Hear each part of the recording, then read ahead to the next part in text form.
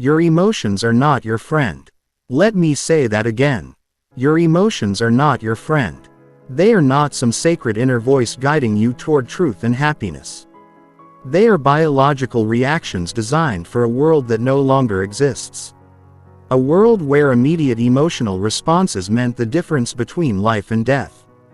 But in today's world, your emotional reactions are sabotaging your success, destroying your relationships and keeping you trapped in cycles of regret and failure. Every single day, you make decisions based on how you feel in the moment. You get triggered by a comment and fire back with something you'll regret. You feel overwhelmed and quit on your goals. You get anxious about a presentation and avoid the opportunity that could change your career. You let anger control your words and destroy relationships that took years to build. You are being controlled by chemical reactions in your brain, and you don't even realize it. But here's what the top 1% of high achievers know that you don't. They have learned the most powerful skill in human existence. The ability to not react, the ability to feel the emotion, acknowledge it, and then choose their response based on logic, strategy, and long-term thinking instead of the primitive impulses screaming in their heads. This is not about becoming emotionless. This is not about suppressing your feelings or pretending they don't exist. This is about taking back control of your life by mastering the space between stimulus and response. The space where your power lives. The space where your future is determined. By the time you finish this audiobook, you will never be the same person who started listening. You will have the tools, the knowledge, and the mental frameworks to control your emotions instead of being controlled by them. You will learn how to stay calm under pressure, make better decisions when stakes are high, and build the kind of unshakable inner strength that separates winners from everyone else. Chapter 1. The Hidden Cost of Emotional Reactivity. Most people have no idea how much their emotional reactions are costing them. They think it's normal to get triggered. They think it's human nature to lose control when things get difficult. They think that strong emotions are a sign of passion and authenticity. They are wrong, dead wrong, and this delusion is destroying their lives in ways they can't even see. Let me paint you a picture of what emotional reactivity actually looks like in the real world. You're in a meeting with your boss and colleagues. Someone challenges your idea in a way that feels disrespectful. Your heart starts racing. Your face gets hot. The voice in your head starts screaming about how unfair this is. How they don't understand your vision. How they're trying to make you look bad. And before you know it, you're defending yourself with an edge in your voice that makes everyone in the room uncomfortable. You've just damaged your professional reputation over a 60-second emotional reaction. Or maybe you're having an argument with your partner about something relatively minor. They say something that hits a nerve. Instead of staying calm and working toward a solution, you escalate. You bring up past grievances. You say things designed to hurt them because you're hurting. 10 minutes later, you've turned a small disagreement into a relationship-threatening fight that will take days to recover from. All because you couldn't control your initial emotional reaction. Here's the brutal truth that no one wants to face. Every time you react emotionally instead of responding thoughtfully, you are training your brain to be weaker. You are reinforcing neural pathways that make you more likely to lose control the next time. You are literally rewiring your brain for failure, for conflict, for regret. And the worst part is that you're doing it voluntarily. The science is clear on this. Every emotional reaction triggers the release of stress hormones like cortisol and adrenaline. These chemicals flood your system, cloud your judgment, and make it impossible to think clearly. But here's what most people don't realize. These hormones don't just disappear when the situation is over. They stay in your system for hours, sometimes days, affecting every decision you make, every interaction you have, every thought that crosses your mind. This means that one emotional reaction in the morning can sabotage your entire day. That argument with your spouse affects how you perform at work. That stressful email triggers a cascade of poor decisions that ripple through your entire week.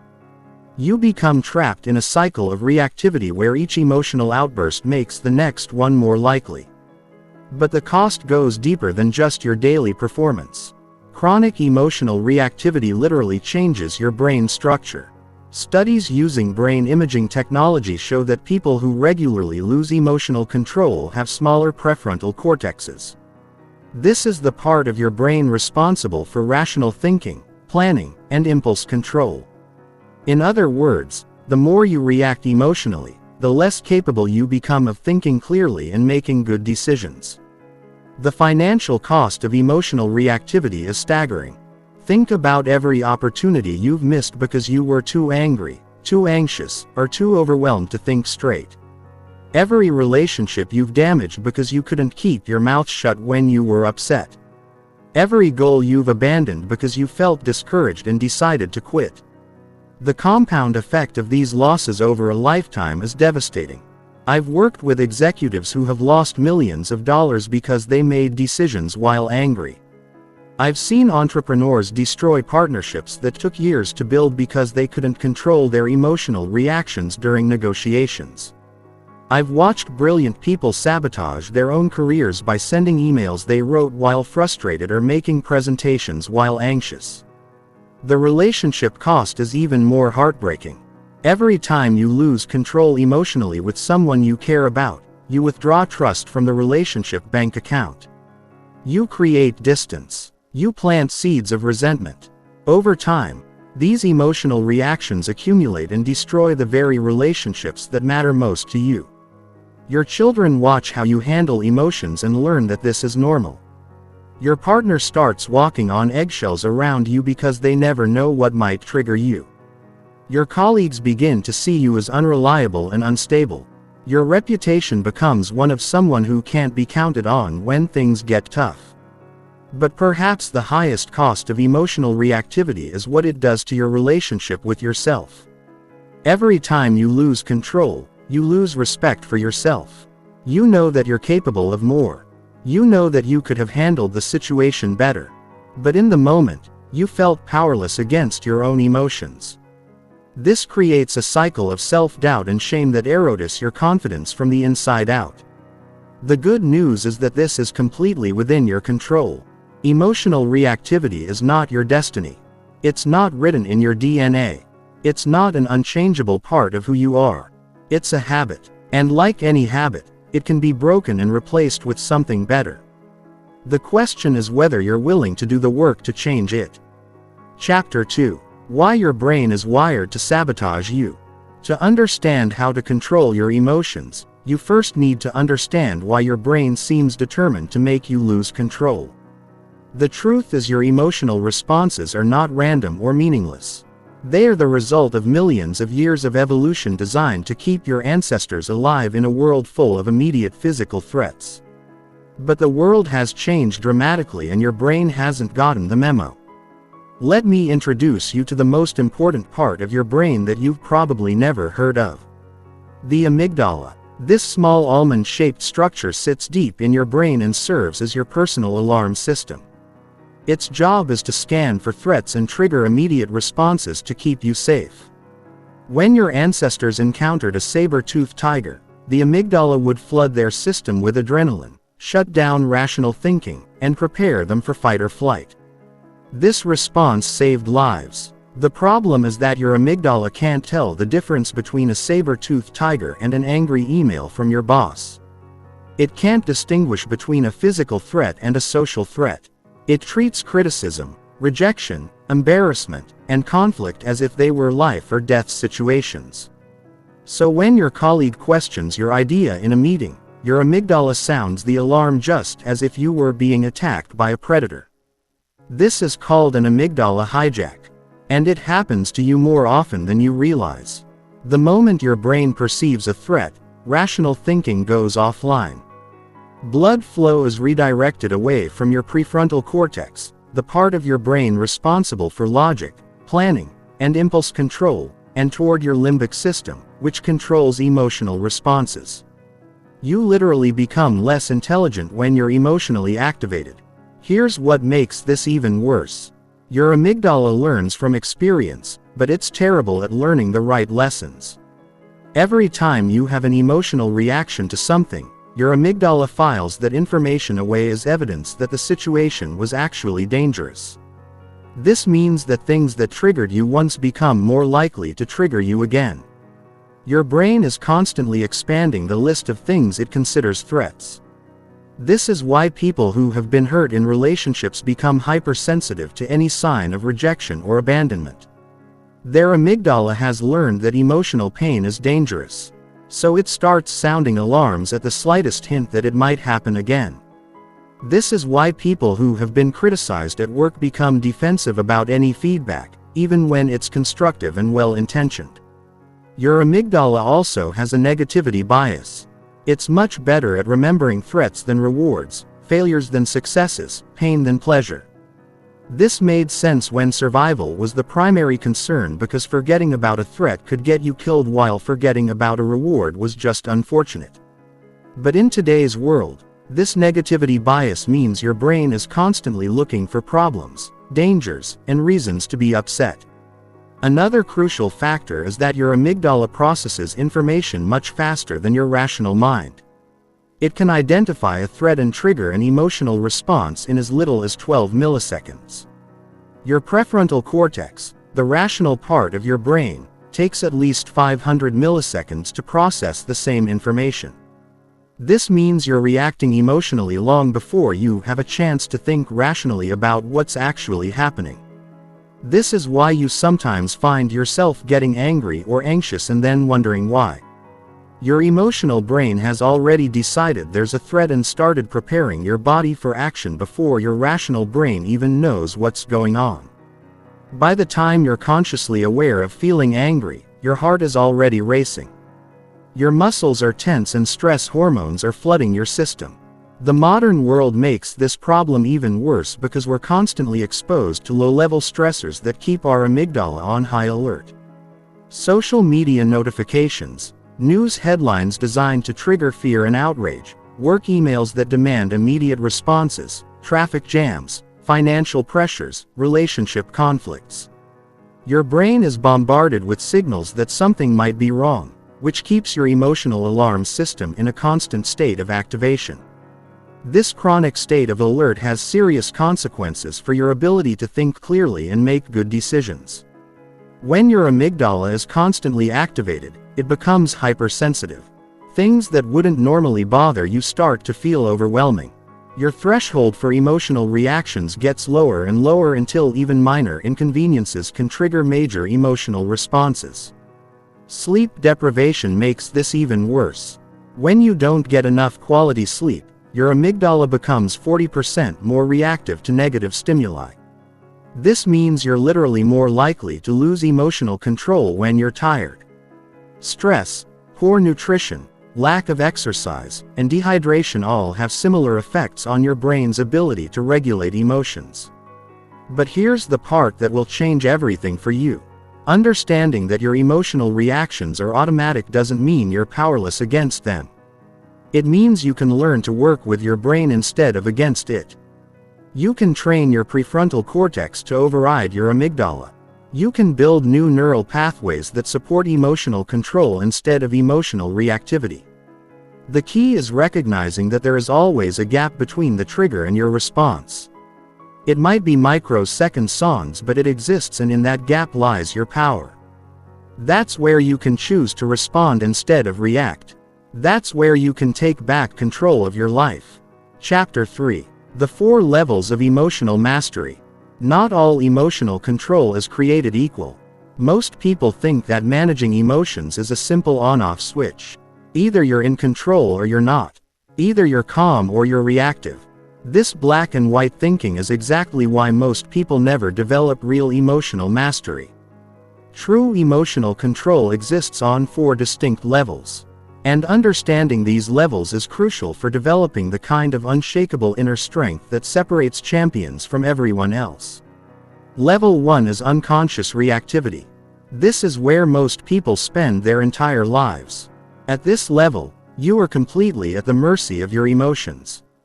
You feel something and you immediately act on it without any conscious choice in the matter. Someone says something that bothers you and you fire back instantly. You feel anxious about a situation and you avoid it without thinking. You get excited about an opportunity and you make impulsive decisions that you later regret. People at level 1 don't even realize they have a choice in how they respond to their emotions. They believe that their feelings are facts, that their emotional reactions are justified, and that other people are responsible for how they feel. They say things like, "You made me angry," or "I can't help the way I feel," or "I was just being honest about my emotions." They have zero awareness of the gap between stimulus and response.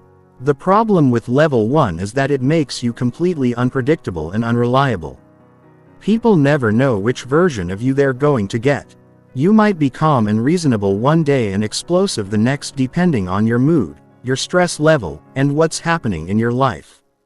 This unpredictability destroys trust in relationships and makes it impossible for others to count on you when things get difficult. Level 2 is conscious reactivity. This is where you become aware that you're having an emotional reaction, but you choose to act on it anyway.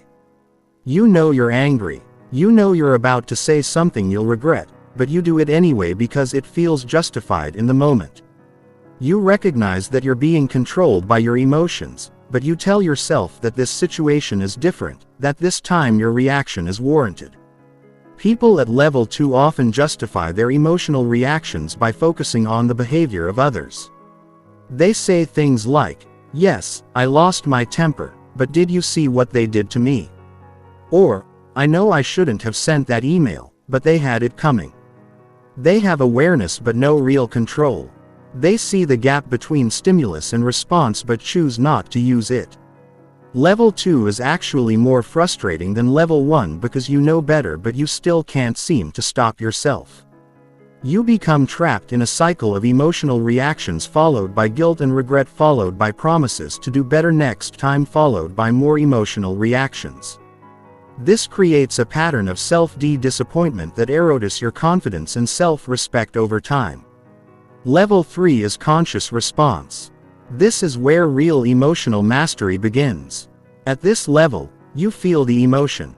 You recognize it for what it is and you consciously choose how to respond based on your values and your long-term goals rather than your immediate feelings. You might feel angry, but you choose to speak calmly. You might feel anxious, but you choose to take action anyway. You might feel disappointed, but you choose to focus on solutions rather than dwelling on problems. People at level 3 understand that emotions are information, not instructions. They recognize that feeling angry doesn't mean they have to act angry. They know that feeling anxious doesn't mean they're in actual danger. They have learned to create space between what they feel and how they respond. And they use that space to make choices that align with who they want to be rather than how they happen to feel in the moment. This level requires significant practice and self-awareness. You have to become skilled at recognizing your emotional states as they arise, understanding what triggers them, and having a repertoire of alternative responses ready to deploy. You have to train yourself to pause, breathe, and think before you act. This doesn't happen overnight, but it is absolutely achievable with consistent effort. Level 4 is emotional alchemy. This is the highest level of emotional mastery where you not only control your response to emotions but actually transform the emotions themselves. Instead of just managing anger, you transform it into motivation. Instead of just coping with fear, you transform it into excitement. Instead of just dealing with disappointment, you transform it into curiosity about what you can learn from the experience. People at level 4 have developed such a deep understanding of their emotional patterns that they can often prevent negative emotions from arising in the first place. They have restructured their thinking patterns, their beliefs, and their mental models in ways that naturally generate more positive emotional states.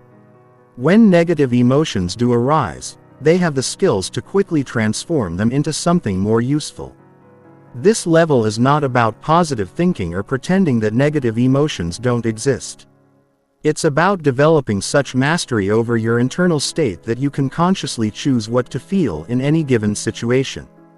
You become the director of your own emotional experience rather than just an actor reading from a script you didn't write. The journey from level 1 to level 4 doesn't happen in a straight line. You might be at level 3 in some areas of your life and level 1 in others. You might handle work stress like a champion, but completely lose control when dealing with family drama. The goal is not perfection, but progress. Each level represents a significant upgrade in your ability to create the life you want rather than just reacting to the life that happens to you. Most people never make it past level 2 because they don't understand that emotional mastery is a skill that can be developed. They think that some people are just naturally good at controlling their emotions while others aren't. This is completely false. Emotional control is like physical fitness.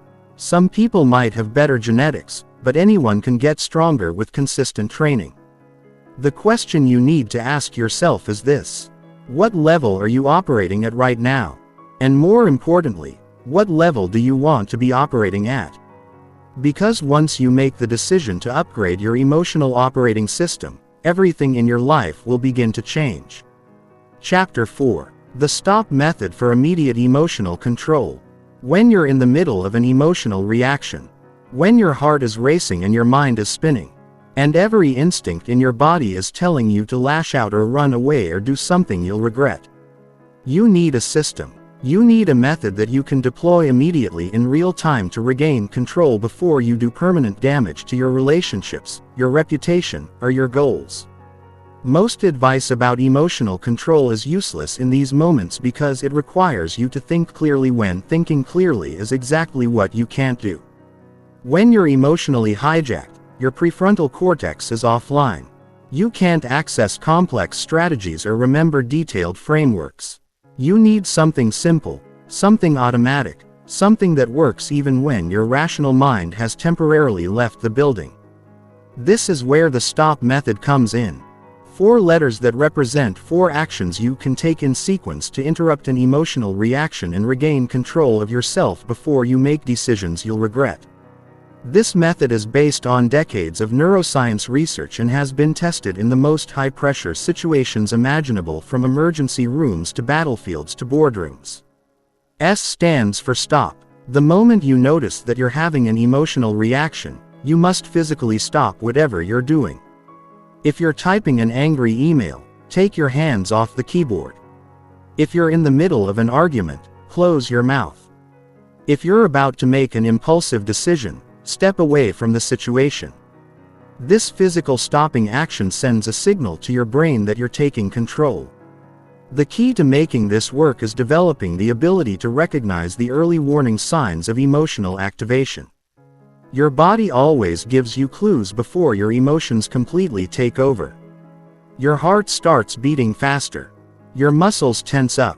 Your breathing becomes shallow. You feel heat rising in your face or a knot forming in your stomach.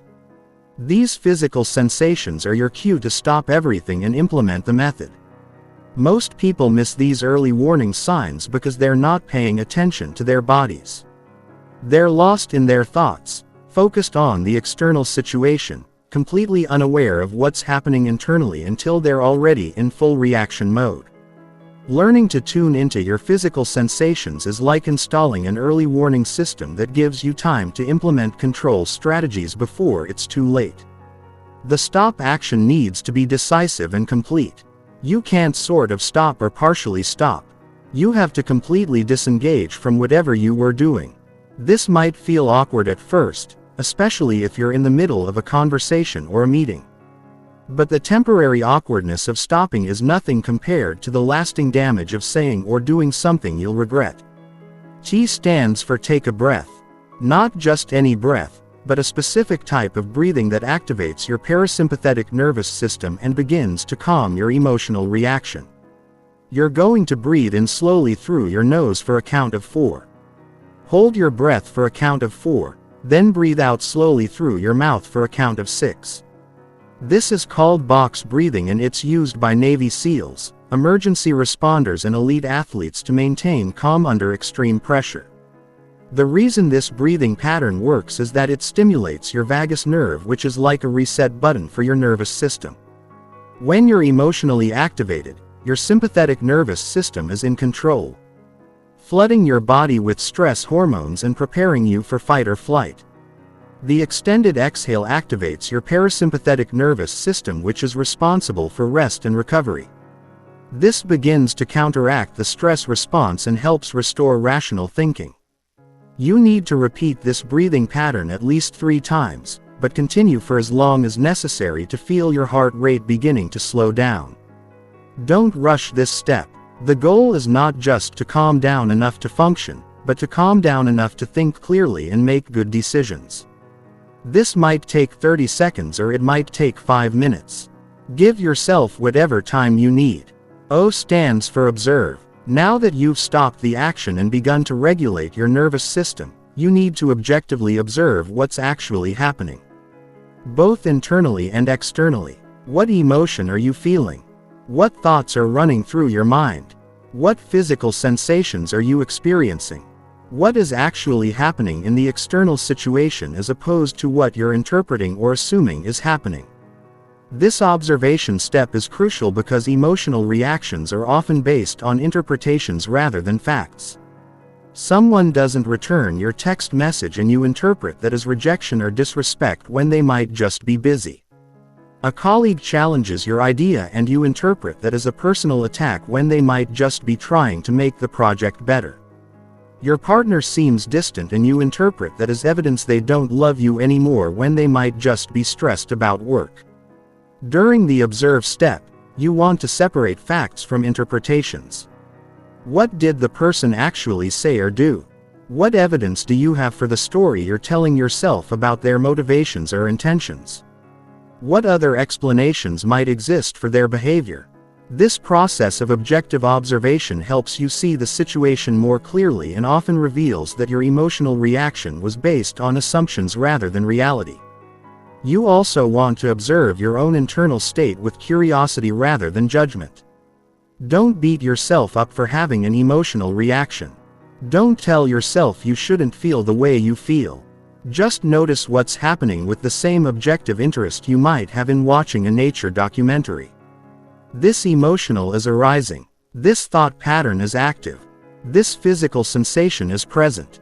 Information, not evaluation. P stands for proceed. Now that you've stopped the reactive behavior, regulated your nervous system, and objectively observed the situation, you can proceed with a conscious response rather than an unconscious reaction. But this doesn't mean jumping right back into action. The proceed step involves making a conscious choice about how you want to respond based on your values, your goals, and your long-term interests rather than your immediate emotional impulses. Ask yourself what response would be most aligned with the person you want to be and the outcome you want to create. If your goal is to maintain a good relationship with this person, what response would serve that goal? If your goal is to solve a problem, what response would be most effective? If your goal is to maintain your reputation and integrity, what response would support that goal? Sometimes the best choice in the proceed step is to not respond at all, at least not immediately. You might decide that you need more information before you can respond effectively. You might realize that you're still too emotionally activated to respond in a way that aligns with your values. You might determine that the situation doesn't actually require a response from you at all. Other times, the proceed step might involve having a conversation, but approaching it differently than you would have if you had reacted immediately. Instead of defending yourself, you might ask questions to better understand the other person's perspective. Instead of making accusations, you might express how you interpreted their words or actions and ask for clarification. The stop method becomes more powerful the more you practice it. At first, you might only remember to use it after you've already reacted emotionally. That's normal and still valuable because it helps you develop awareness of your patterns. Gradually, you'll start to catch yourself earlier in the process. Maybe after you've started to react, but before you've done serious damage. Eventually, you'll be able to implement the method as soon as you notice the early warning signs of emotional activation. The goal is not to never have emotional reactions. The goal is to never let those reactions control your behavior in ways that work against your best interests. The stop method gives you the tools to create space between stimulus and response. And in that space lies your power to create the life you want rather than just reacting to the life that happens to you. Chapter 5. Advanced Techniques for Emotional Regulation. Once you've mastered the stop method and can reliably catch yourself before emotional reactions spiral out of control, you're ready for the advanced techniques that separate true masters of emotional regulation from people who just have basic impulse control. These techniques go beyond damage control and move into the realm of emotional optimization, where you don't just manage your emotions but actually use them as tools for peak performance and enhanced decision-making. The first advanced technique is cognitive reframing. This is the ability to consciously change how you interpret a situation in order to change your emotional response to it. Most people think their emotions are caused by external events. But the truth is that emotions are caused by your interpretation of events. Change your interpretation and you change your emotional experience.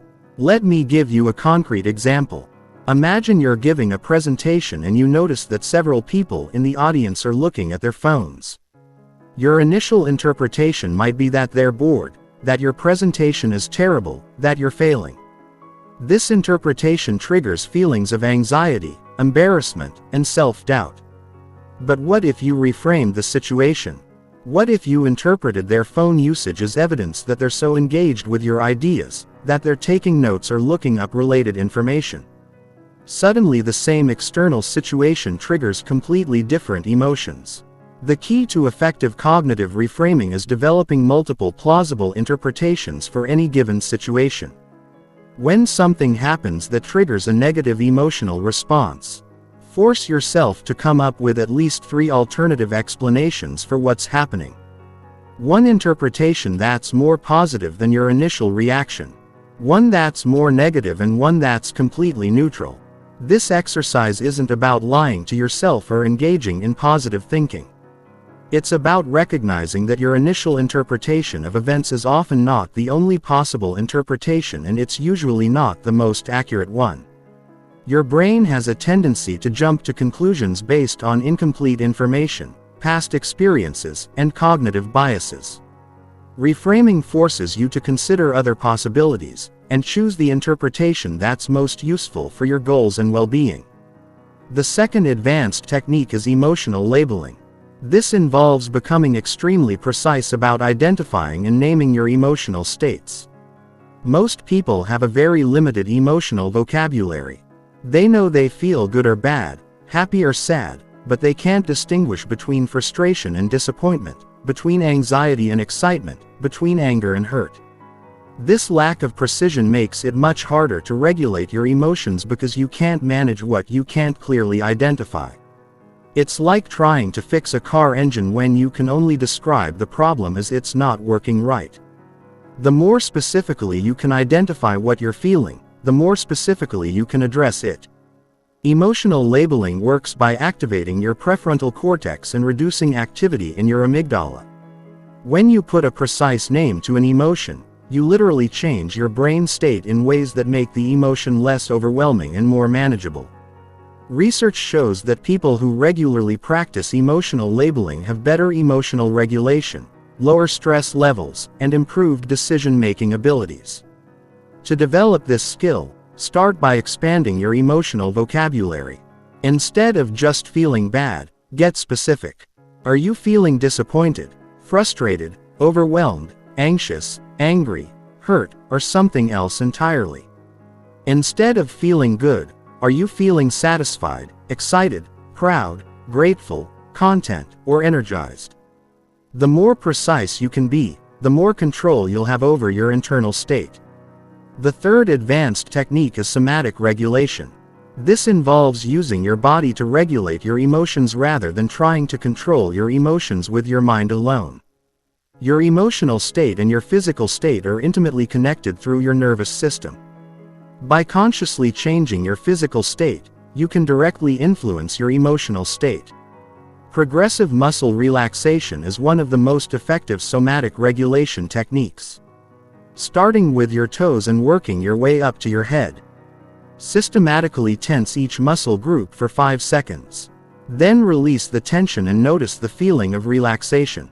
This process helps discharge the physical energy that builds up during emotional activation and sends a signal to your nervous system that it's safe to relax. Cold exposure is another powerful somatic regulation tool. Taking a cold shower, splashing cold water on your face, or even holding ice cubes can activate your vagus nerve and quickly shift your nervous system from sympathetic activation to parasympathetic recovery. The shock of the cold forces your body to adapt, which builds resilience and improves your ability to handle stress and emotional intensity. Movement and exercise are also crucial for emotional regulation. When you're emotionally activated, your body is prepared for action. If you don't provide an outlet for that energy, it stays trapped in your system and maintains the emotional state. Even a few minutes of vigorous movement can help process the energy and return your system to baseline. The fourth advanced technique is timeline reframing. This involves consciously shifting your perspective on time to reduce the emotional impact of current difficulties. When you're in the middle of an emotional reaction, your brain has a tendency to catastrophize and assume that current problems will last forever or have permanent consequences. Timeline reframing works by asking yourself how you'll feel about the current situation in different time frames. How will you feel about this in 1 hour, 1 day, 1 week, 1 month, 1 year? This exercise helps put temporary problems in perspective and reduces the emotional charge around them. You can also use timeline reframing to connect with your future self. Imagine yourself 5 years from now, having successfully navigated this situation and many others like it. What advice would that future version of yourself give you about how to handle the current challenge? This perspective often reveals that the situation is less serious than it initially appeared and suggests more effective responses than emotional reactivity. The fifth advanced technique is energy management. This recognizes that your capacity for emotional regulation is not unlimited. You have a finite amount of mental energy each day, and emotional regulation requires a significant portion of that energy.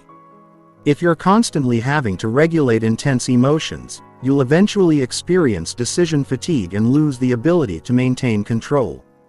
Energy management involves being strategic about when and where you expend your emotional regulation resources. This might mean avoiding certain people or situations when you're already stressed or tired. It might mean scheduling difficult conversations for times when you're most mentally fresh. It might mean building recovery time into your day to restore your emotional regulation capacity.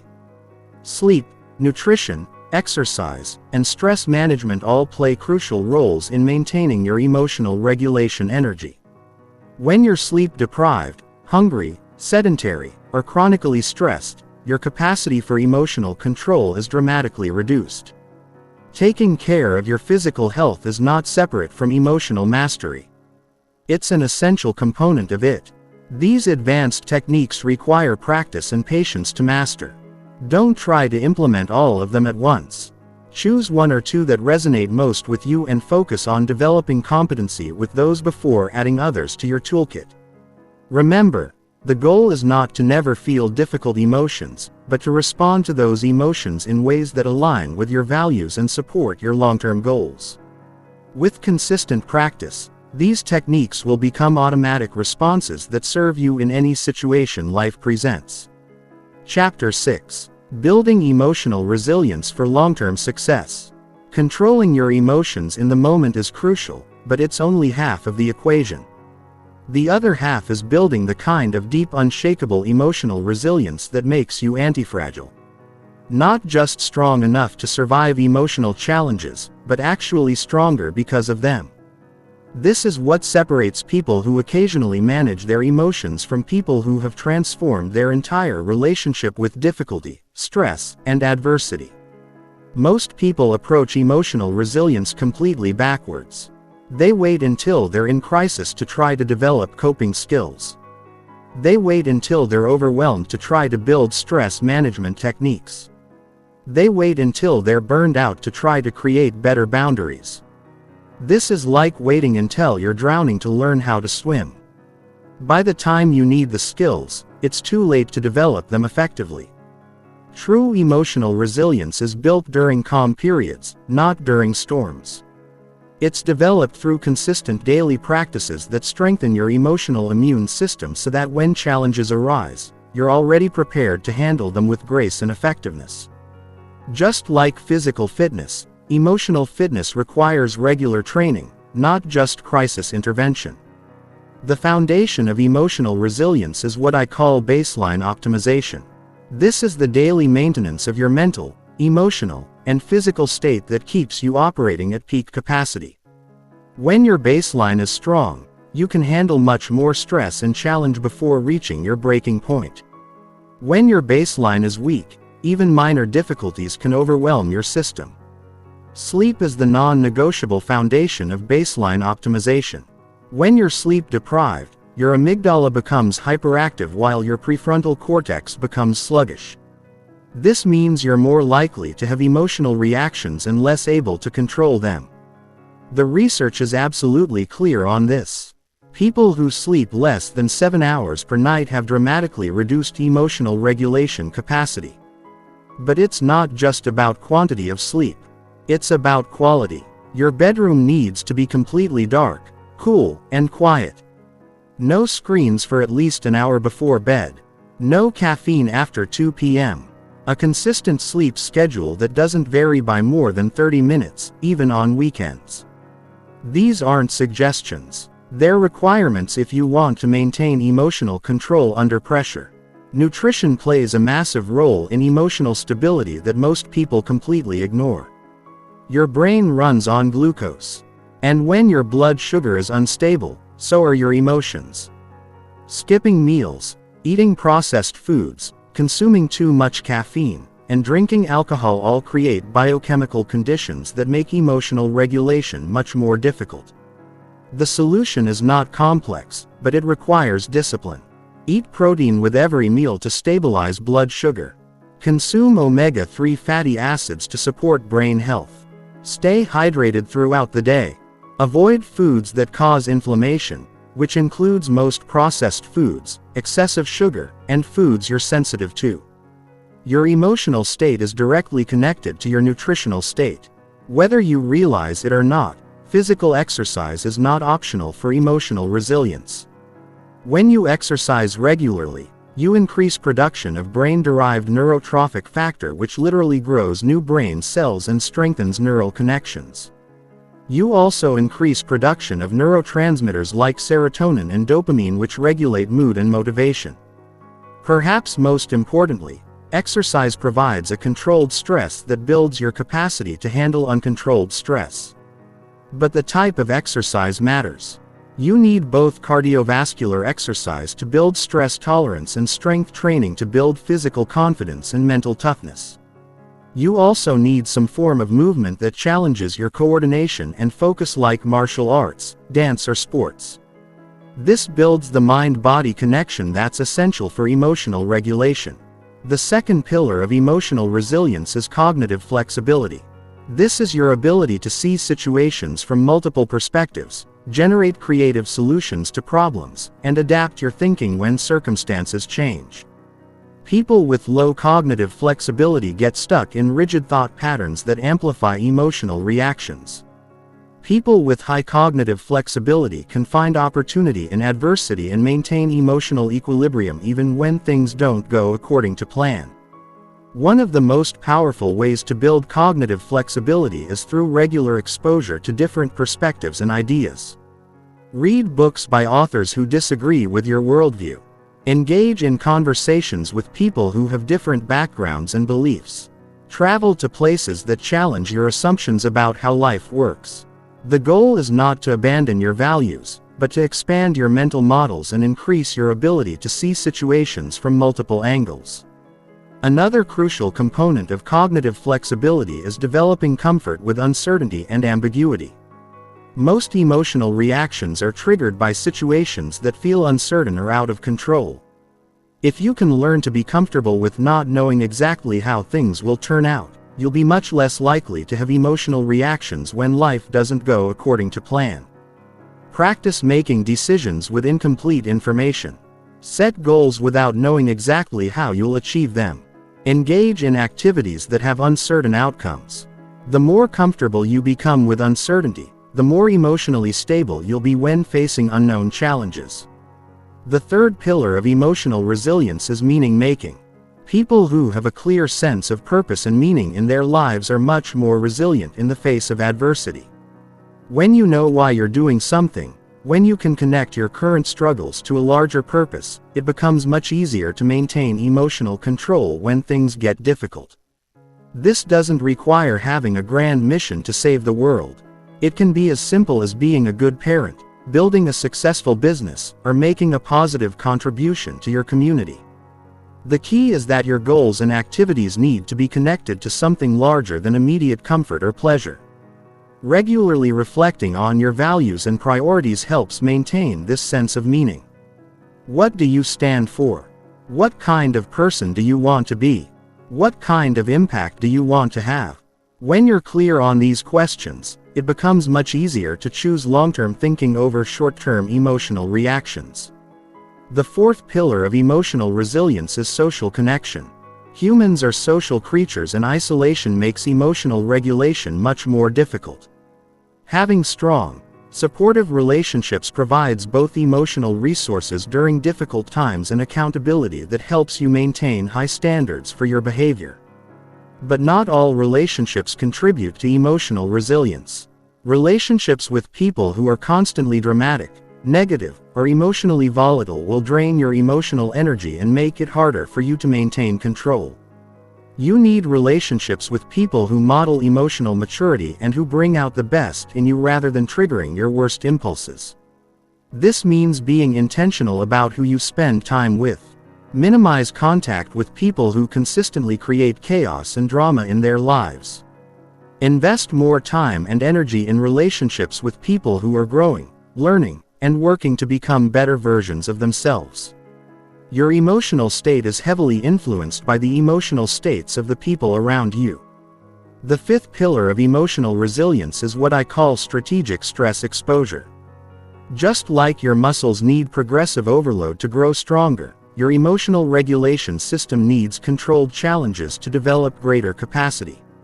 If you only practice emotional control during easy times, you won't have the strength to maintain it during difficult times. This means intentionally putting yourself in situations that are slightly outside your comfort zone on a regular basis.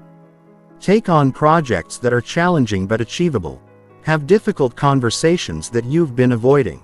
Set goals that require you to grow beyond your current capabilities. The key is to choose your challenges rather than letting life choose them for you. Cold exposure, public speaking, martial arts training, endurance sports, and meditation retreats are all excellent forms of strategic stress exposure.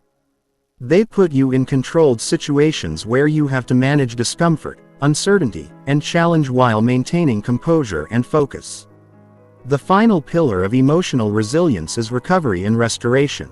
Your emotional regulation system, like any high-performance system, needs regular maintenance and recovery.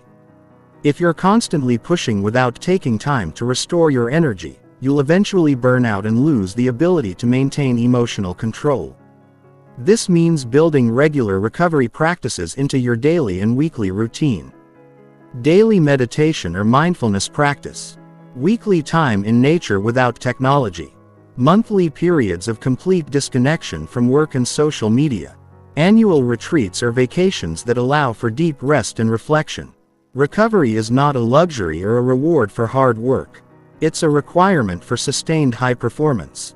Without adequate recovery, your emotional regulation capacity will gradually decline, and you'll find yourself becoming more reactive, more irritable, and less able to handle the normal challenges of life. Building emotional resilience is a long-term project that requires patience and consistency. You can't develop it overnight, but you also can't afford to wait until you need it to start building it. The time to strengthen your emotional foundation is now while you're relatively calm and stable.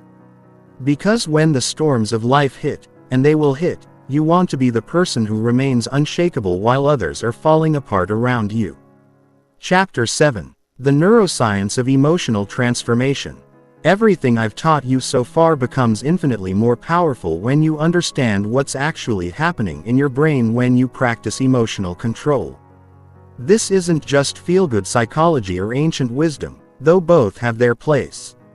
This is hard science. Measurable, repeatable, documented changes in brain structure and function that occur when you consistently practice the techniques of emotional mastery. Understanding the neuroscience behind emotional transformation serves two crucial purposes. First, it gives you confidence that the work you're doing is actually creating real lasting change, not just temporary improvements. Second, it helps you optimize your practice by understanding which specific actions create the most significant neurological changes. Let's start with neuroplasticity, which is your brain's ability to reorganize itself by forming new neural connections throughout your life. For most of human history, scientists believed that adult brains were fixed and unchangeable. If you had certain emotional patterns or tendencies, you were stuck with them for life. We now know this is completely false. Your brain is constantly rewiring itself based on your thoughts, emotions, and behaviors. Every time you choose a thoughtful response over an emotional reaction, you strengthen the neural pathways associated with self-control and weaken the pathways associated with reactivity. Every time you practice the stop method, you're literally building new brain circuitry that makes emotional control easier and more automatic.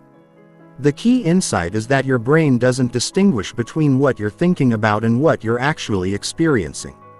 When you mentally rehearse staying calm under pressure, your brain creates the same neural connections as if you had actually stayed calm under pressure.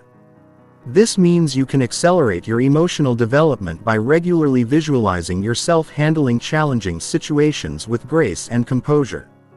The most dramatic neuroplastic changes occur in the prefrontal cortex, which is your brain's executive center. This region is responsible for planning, decision, impulse control, and emotional regulation. People who regularly practice emotional control techniques show increased gray matter density in this area, meaning they literally have more brain tissue dedicated to rational thinking and self-control. Meanwhile, the amygdala, your brain's alarm system, actually shrinks in people who practice emotional regulation. This doesn't mean you become emotionless. It means your threat detection system becomes more accurate and less likely to trigger false alarms.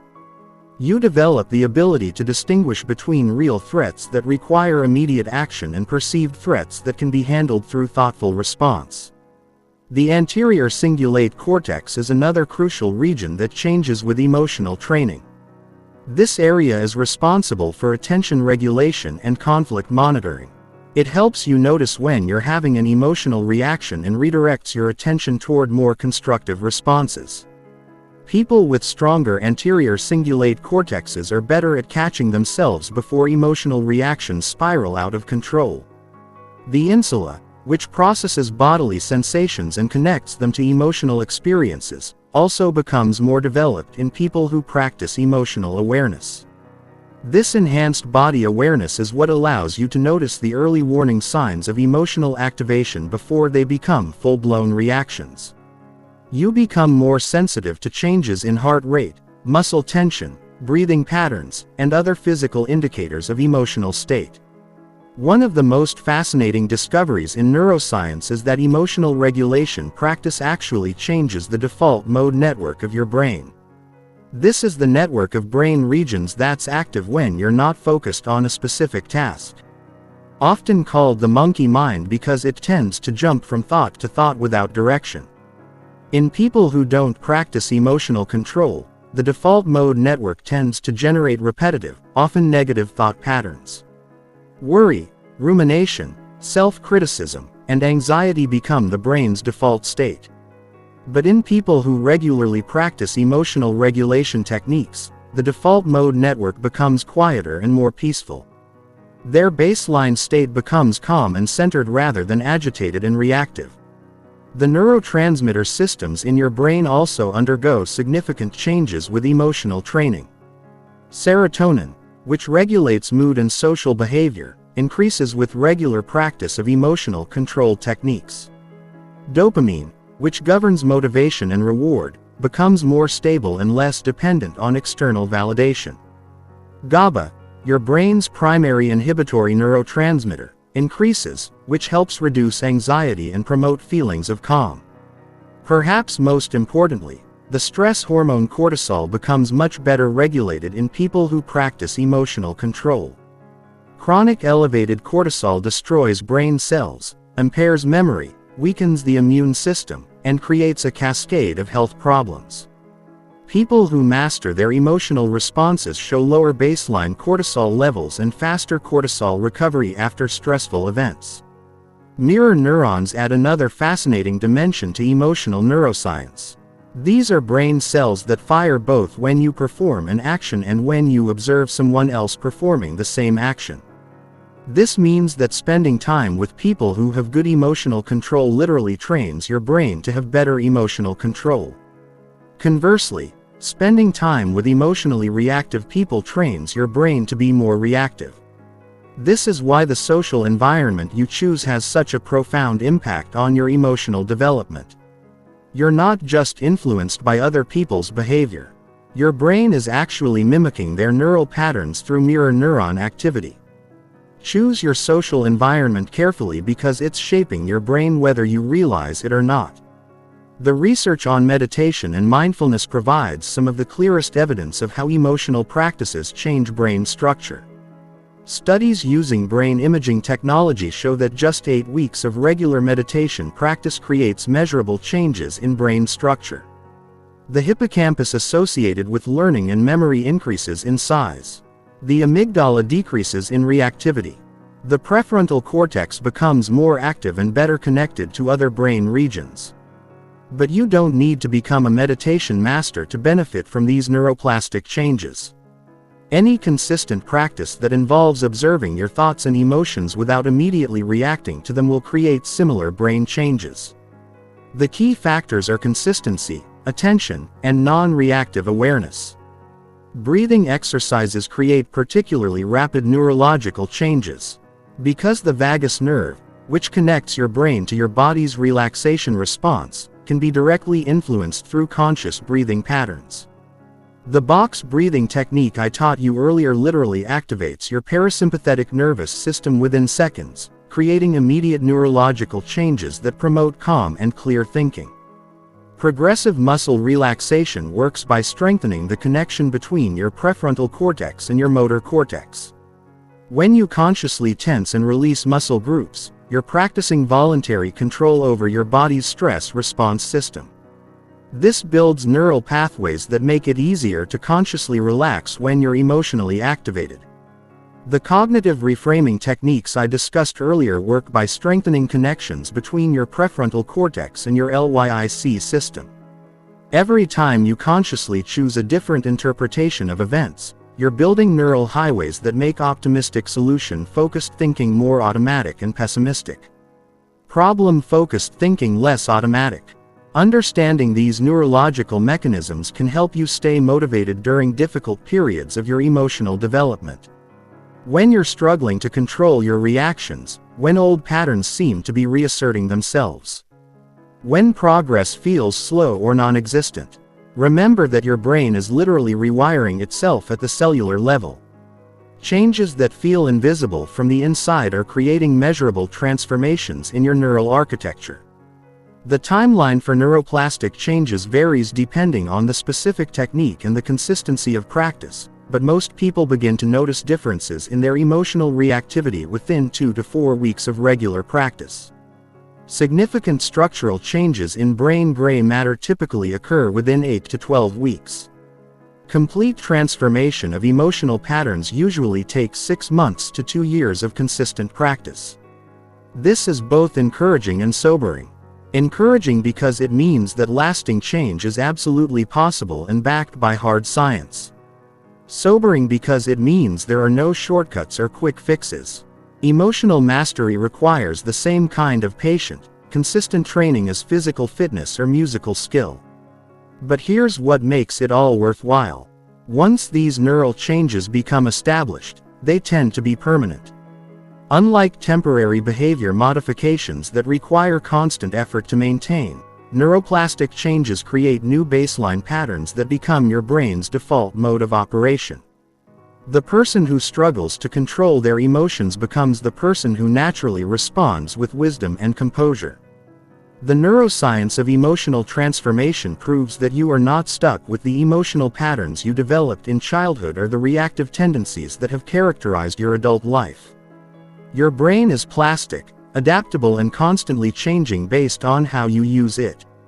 Every moment of emotional control practice is an investment in the literal rewiring of your neural circuitry for greater peace, effectiveness, and life satisfaction. Chapter 8. Mastering Emotional Control in High-Pressure Situations. Everything you've learned so far gets tested when the stakes are high and the pressure is intense. It's one thing to practice emotional control during your morning meditation or when you're having a minor disagreement with a coworker. It's entirely different when you're facing a crisis that could destroy your career, end your relationship, or threaten everything you've worked to build. High-pressure situations reveal who you really are beneath the surface politeness and social conditioning. They strip away pretense and expose your true level of emotional mastery. Most people perform worse under pressure because they let the intensity of the situation overwhelm their rational thinking. But elite performers actually get better under pressure because they've trained specifically for these moments. The difference between people who crack under pressure and people who thrive under pressure is not talent, intelligence, or luck. It's preparation. Specifically, it's emotional preparation. When you've trained your nervous system to remain calm and your mind to think clearly during intense situations, pressure becomes an advantage rather than a liability. The first key to pressure performance is understanding that pressure is not external. It's internal. The situation itself is neutral. It only becomes pressurized when your mind interprets it as threatening or overwhelming. Two people can face identical circumstances and have completely different stress responses based on how they frame the situation in their minds. This means that controlling pressure starts with controlling your narrative about the situation. Instead of telling yourself, "This is terrible. Everything is falling apart. I can't handle this," you need to reframe the situation in terms that support peak performance. "This is challenging, but I have the skills to handle it. This is an opportunity to prove what I'm capable of. This is exactly the kind of situation I've been training for." Elite athletes, emergency responders, and special forces operators all use this kind of reframing to maintain peak performance under extreme pressure. They don't pretend that dangerous or difficult situations aren't actually dangerous or difficult. They acknowledge the reality of the situation while choosing interpretations that enhance rather than diminish their performance. The second key to pressure performance is physiological preparation. Your body's stress response system needs to be trained to handle intense activation without becoming overwhelmed. This is where the concept of stress inoculation becomes crucial. Just like vaccines expose your immune system to small amounts of a pathogen to build resistance, stress inoculation exposes your nervous system to controlled amounts of stress to build resilience. Cold exposure is one of the most effective forms of stress inoculation. When you deliberately expose yourself to cold water or cold air, you activate the same stress response systems that are triggered during high-pressure situations. But because you're choosing the exposure voluntarily, you can practice maintaining calm and clear thinking while your body is in a state of physiological stress. The key is not just to endure the cold, but to practice specific emotional control techniques while exposed to it. Breathe slowly and deeply. Relax your muscles. Maintain positive self-talk. Keep your mind focused on the present moment rather than anticipating how much longer the exposure will last. These are exactly the same skills you need during high-pressure situations. High-intensity exercise serves a similar function. When you push yourself to your physical limits during workouts, you're training your ability to maintain mental discipline while your body is under extreme stress. The discomfort you feel during intense exercise is similar to the discomfort you feel during high-pressure situations. Learning to stay mentally tough during physical challenges translates directly to staying mentally tough during emotional challenges. The third key to pressure performance is attention management. Under pressure, your mind tends to scatter in multiple directions simultaneously. You start thinking about all the things that could go wrong, all the people who are watching, all the consequences of failure.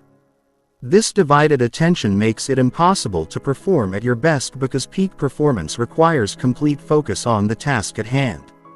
The solution is to develop what I call laser focus. This is the ability to concentrate all of your mental energy on the specific actions you need to take right now in this moment to handle the situation effectively. Everything else becomes irrelevant background noise that you acknowledge but don't engage with. Developing laser focus requires practice during low-pressure situations. Set a timer for 10 minutes and choose a single task to focus on completely. Every time your mind wanders to something else, gently bring your attention back to the task.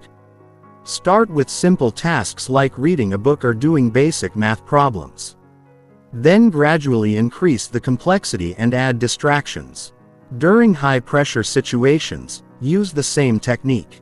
Identify the most important action you need to take right now and focus completely on that action. Don't think about the next 10 steps. Just focus on the immediate next step. Don't think about all the people who are depending on you. Just focus on the specific task in front of you. The fourth key to pressure performance is emotional granularity. Most people experience pressure as a generic feeling of stress or anxiety. But stress and anxiety are umbrella terms that cover many different specific emotions. The more precisely you can identify what you're actually feeling, the more effectively you can address it.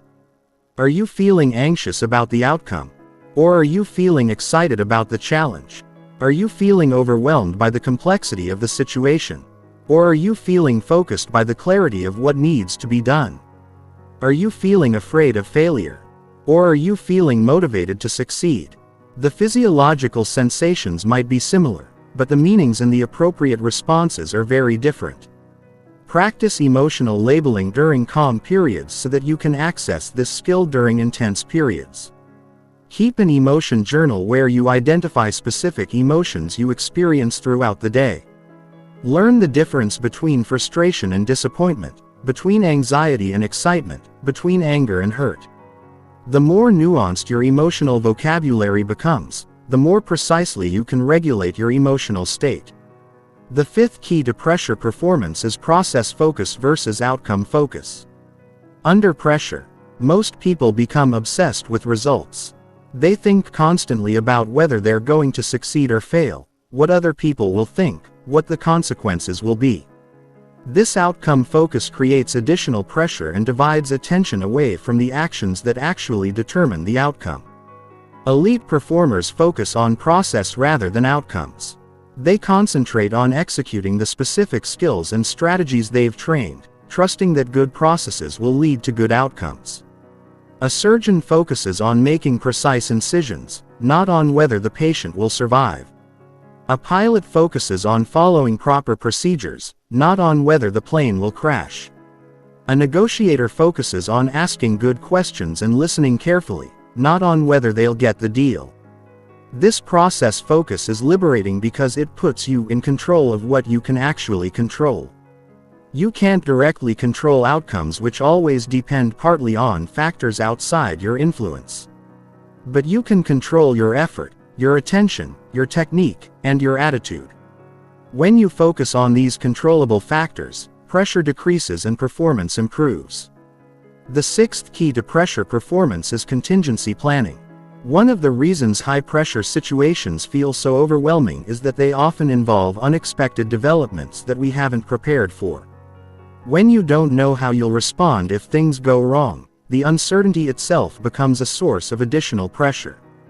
Elite performers reduce this uncertainty by thinking through multiple scenarios in advance and developing specific plans for each possibility. They ask themselves, what will I do if this happens? What about if that happens? How will I respond if everything goes wrong? This mental rehearsal builds confidence and reduces the cognitive load during actual high-pressure situations. But contingency planning has to be balanced with present-moment focus. You want to have plans ready for different scenarios. But once you're in the situation, you need to focus on executing your current plan rather than constantly second-guessing and revising. The time for planning is before the pressure situation, not during it. The final key to pressure performance is recovery and reflection. High-pressure situations take a significant toll on your mental and emotional resources. Even when you handle them well, if you don't deliberately recover and process the experience, you'll gradually become more vulnerable to pressure rather than more resilient after any high-pressure situation. Take time to deliberately decompress. Use breathing exercises, physical movement, or relaxation techniques to help your nervous system return to baseline. Avoid making major decisions or engaging in additional stressful activities until you've had time to recover. Then, once you've recovered, reflect on the experience with curiosity rather than judgment. What worked well? What could you improve? What did you learn about yourself and your capabilities? How can you apply these lessons to future high-pressure situations? This reflection process helps consolidate the learning and builds confidence for handling similar situations in the future. Remember, pressure is a privilege. It means you're in situations that matter, facing challenges that are worthy of your best effort. Most people spend their lives avoiding pressure and therefore never discover what they're truly capable of. When you learn to thrive under pressure, you gain access to opportunities and achievements that are impossible for people who crumble when the stakes are high. Chapter 9. Transforming Negative Emotions into Fuel for Success. Most people treat negative emotions like toxic waste that needs to be disposed of as quickly as possible. They try to suppress anger, avoid sadness, eliminate fear, and escape frustration. This approach is not only ineffective, it's counterproductive. Negative emotions contain enormous amounts of energy and information that when properly harnessed can become rocket fuel for achieving your most ambitious goals. The problem is not that you experience negative emotions. The problem is that you don't know how to transform them into something useful. You let them drain your energy instead of directing that energy toward productive action. You let them cloud your judgment instead of using them to clarify your priorities. You let them paralyze you instead of using them to motivate breakthrough performance. Every negative emotion you experience is your psyche's way of communicating important information about your situation, your values, and your goals. Anger tells you that something important to you is being threatened or violated. Fear tells you that you're facing uncertainty or potential loss.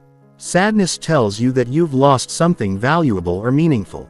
Frustration tells you that you're being blocked from something you want instead of trying to make these emotions go away. You need to learn how to decode their messages and channel their energy in productive directions.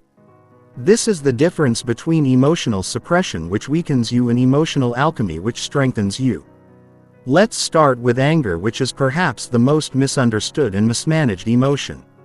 Most people either explode with anger, destroying relationships and creating regret, or they suppress anger, letting it build up until it explodes anyway or turns into resentment and bitterness. Both approaches waste the enormous energy that anger contains. Anger is your psyche's emergency response to perceived injustice or threat. It floods your system with energy and focus to help you fight back against whatever is attacking you or what you value. This energy can be destructive when directed at other people through blame, criticism, or aggression. But it can be incredibly productive when directed towards solving problems, overcoming obstacles, and creating positive change. The key to transforming anger is to separate the energy from the target. Instead of directing your anger at the person or situation that triggered it, redirect that energy toward constructive action.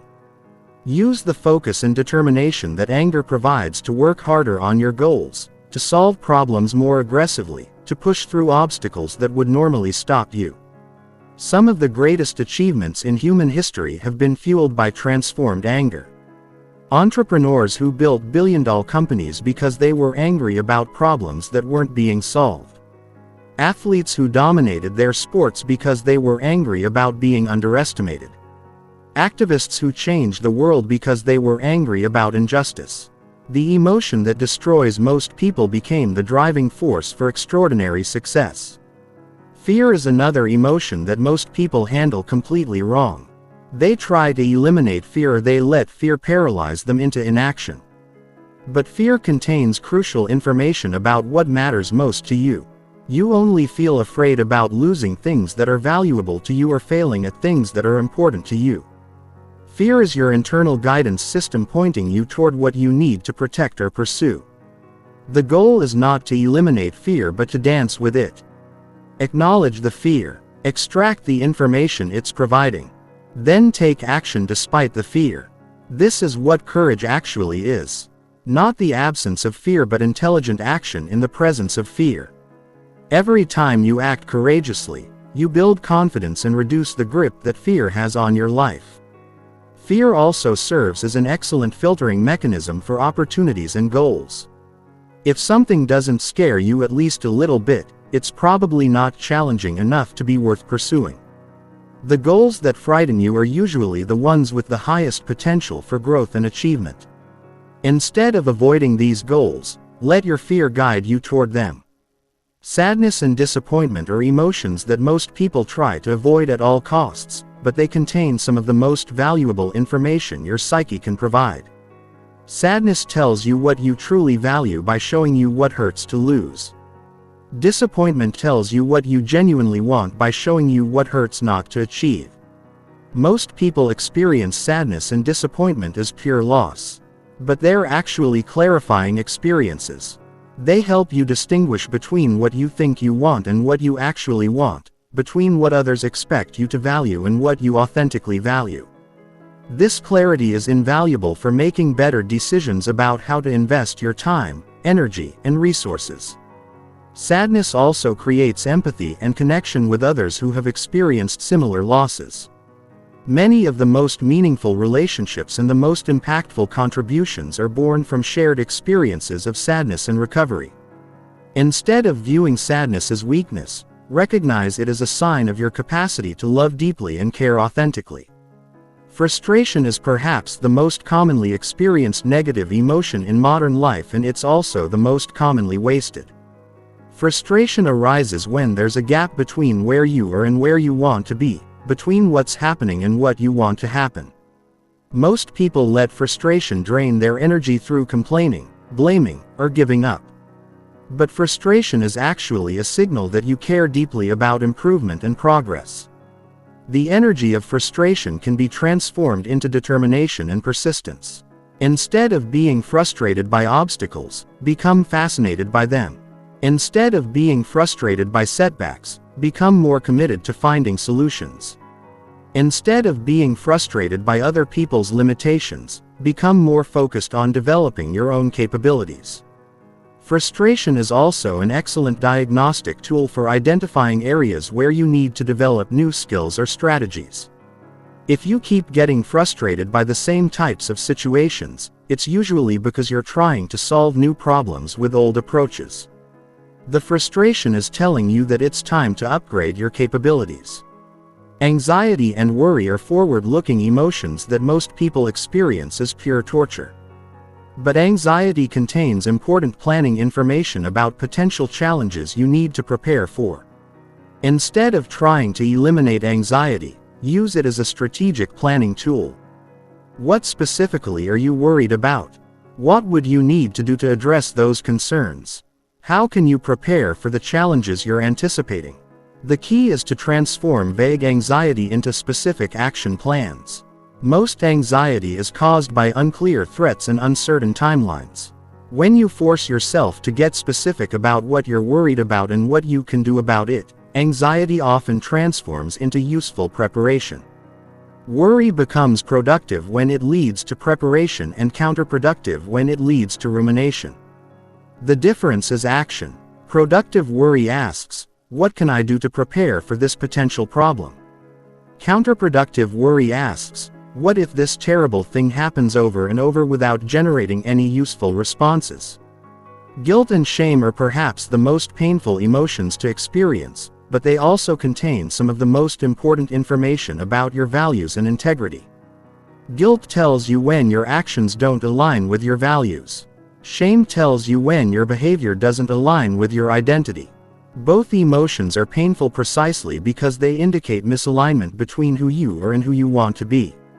Instead of trying to escape guilt and shame, use them as course correction signals. What do these emotions tell you about what you value? What changes do you need to make to better align your actions with your values?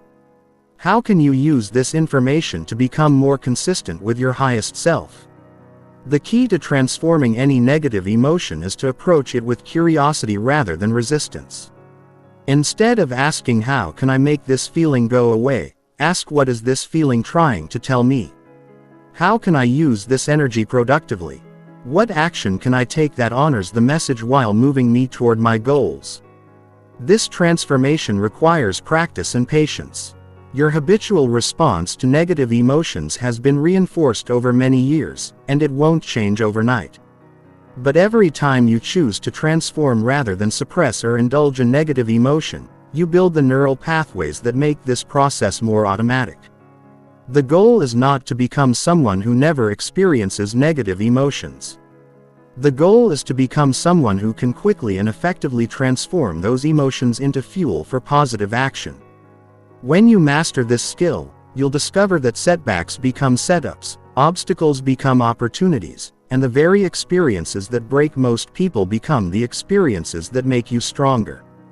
Chapter 10. Building Unshakable Confidence Through Emotional Mastery.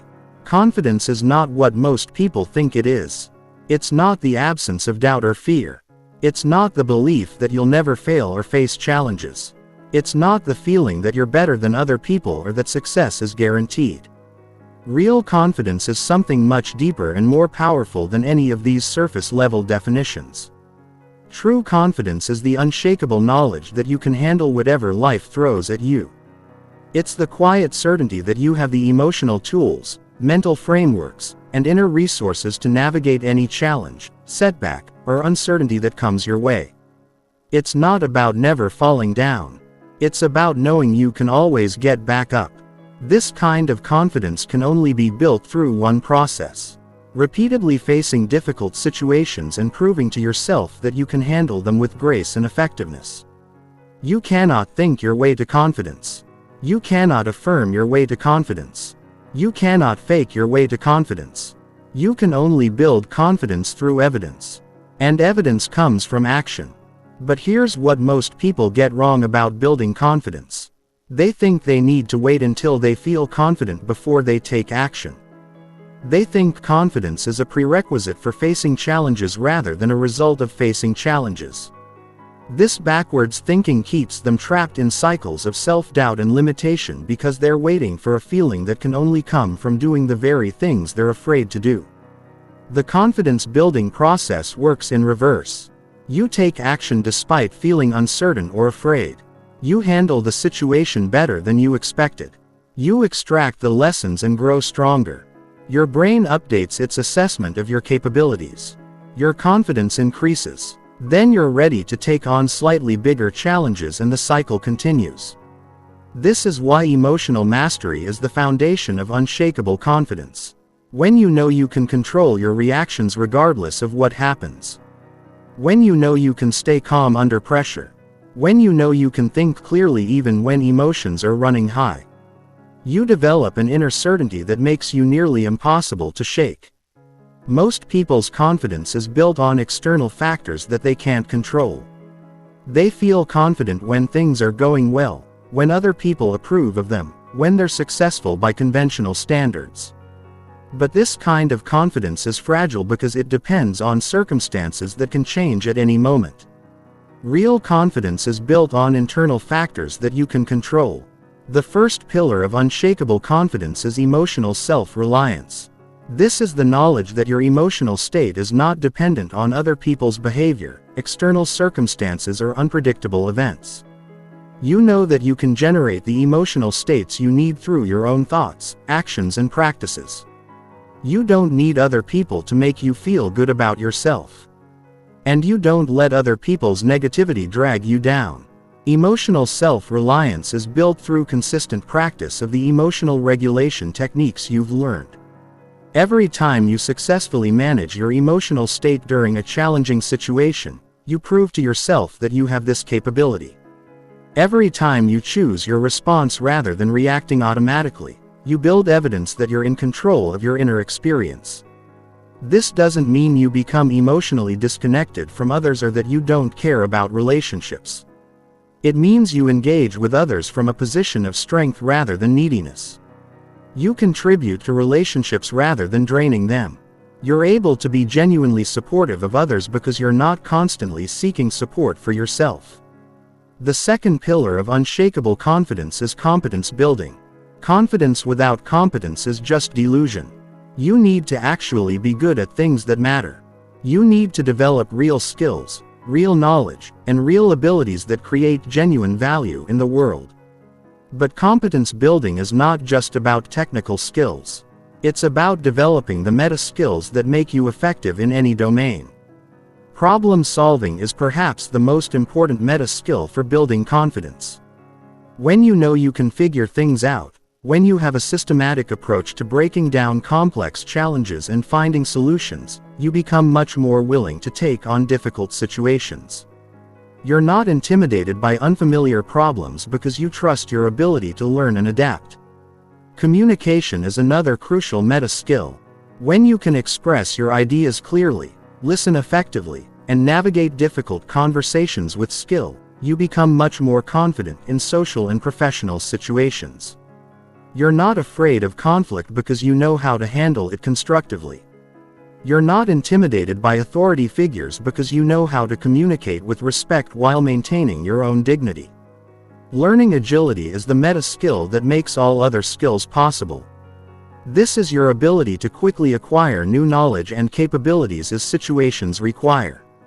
When you know you can learn anything you need to learn, you're not limited by your current knowledge base. You become confident about taking on challenges that require skills you don't yet have because you trust your ability to develop those skills. The third pillar of unshakable confidence is integrity alignment. This is the consistency between your values, your words, and your actions. When these three elements are aligned, you develop an inner strength that makes you nearly impossible to shake because you know you're living authentically. When they're misaligned, you feel weak and uncertain because you're not sure who you really are or what you really stand for. Most people compromise their integrity gradually through small decisions that seem insignificant at the time. They tell little lies to avoid discomfort. They make commitments they don't intend to keep. They act in ways that contradict their stated values. Each compromise weakens their inner foundation and erodes their confidence. Building integrity alignment requires ruthless honesty about what you actually value versus what you think you should value. It requires making your word mean something by only making commitments you intend to keep. It requires having the courage to act in accordance with your values even when it's difficult or costly. When your integrity is intact, you develop what I call unshakable presence. People can sense that you're authentic, that you're not trying to be someone you're not, that you're comfortable with who you are.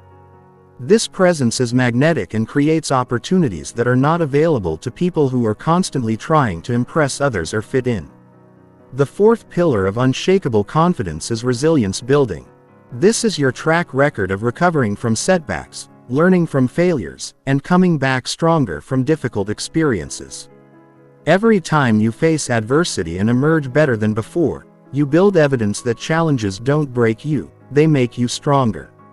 Most people try to avoid adversity, but this actually weakens their confidence because they never prove to themselves that they can handle difficult situations. They remain fragile and fearful because they have no evidence of their own resilience. Building unshakable confidence requires deliberately seeking challenges that test your limits and force you to grow. This doesn't mean being reckless or seeking unnecessary suffering. It means choosing growth over comfort, challenge over security, and expansion over safety.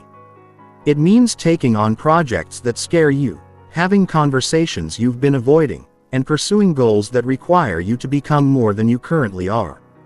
The key is to approach these challenges with the right mindset. You're not trying to prove that you're already perfect. You're trying to prove that you can learn and grow. You're not trying to never fail.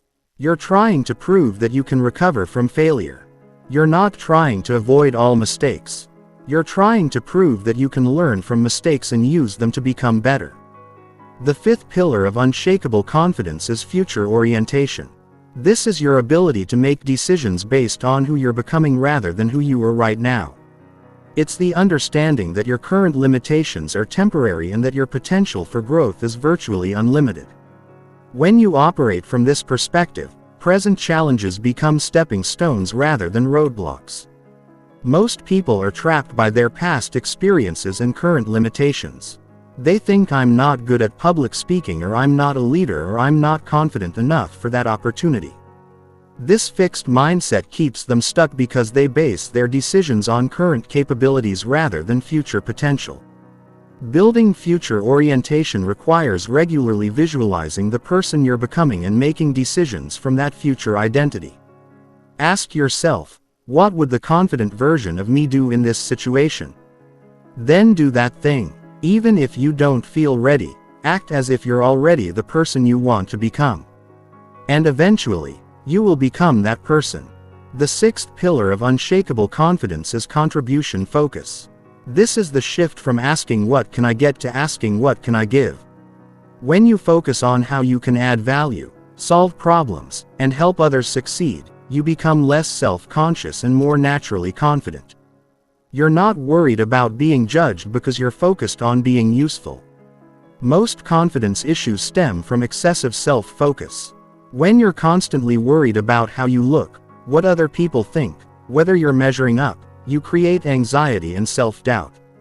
But when you shift your focus to how you can contribute, serve, and add value, these self-focused concerns naturally fade into the background.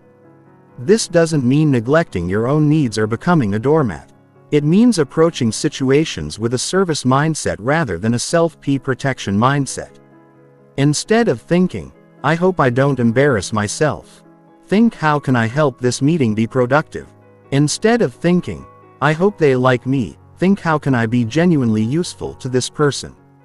The final element of building unshakable confidence through emotional mastery is developing what I call evidence awareness. This is the practice of consciously recognizing and remembering your successes, growth, and progress rather than focusing only on your failures and limitations. Most people have a negativity bias that causes them to remember failures more vividly than successes and to discount their achievements while magnifying their mistakes. This mental pattern systematically undermines confidence by creating a distorted view of their actual track record. Combat this bias by keeping a success journal where you record daily wins, no matter how small. Document challenges you've overcome, skills you've developed, and positive feedback you've received. Review this evidence regularly to maintain an accurate picture of your capabilities and progress. Building unshakable confidence is not about becoming arrogant or believing you're better than others. It's about developing an accurate assessment of your capabilities and a realistic optimism about your potential for continued growth. It's about knowing that you can handle whatever comes your way, not because nothing bad will ever happen, but because you have the tools to deal with whatever does happen.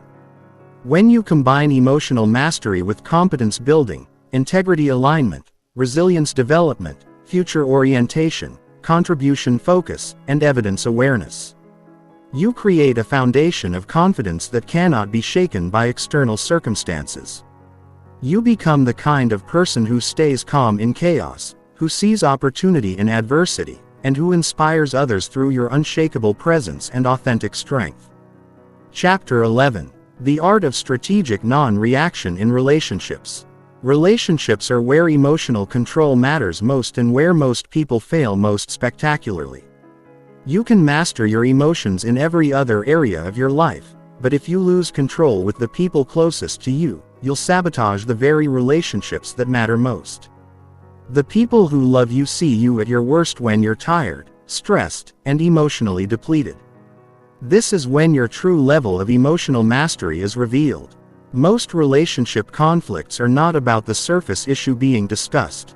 They're about underlying emotional patterns, unmet needs, and unconscious triggers that both people are reacting to without awareness. When you learn to not react emotionally during relationship conflicts, you can address the real issues instead of getting caught in endless cycles of blame, defensiveness, and escalation. The first principle of relationship emotional mastery is understanding that every interaction is a choice between connection and control. When you're emotionally reactive, you're choosing control. You're trying to make the other person wrong, to prove your point, to defend your position. But when you choose non-reaction, you're choosing connection. You're prioritizing the relationship over being right. This doesn't mean becoming a doormat or accepting unacceptable behavior. It means responding to problematic situations in ways that preserve dignity and create possibilities for resolution rather than just venting your emotional reactions. It means being strong enough to stay calm when the other person is losing control.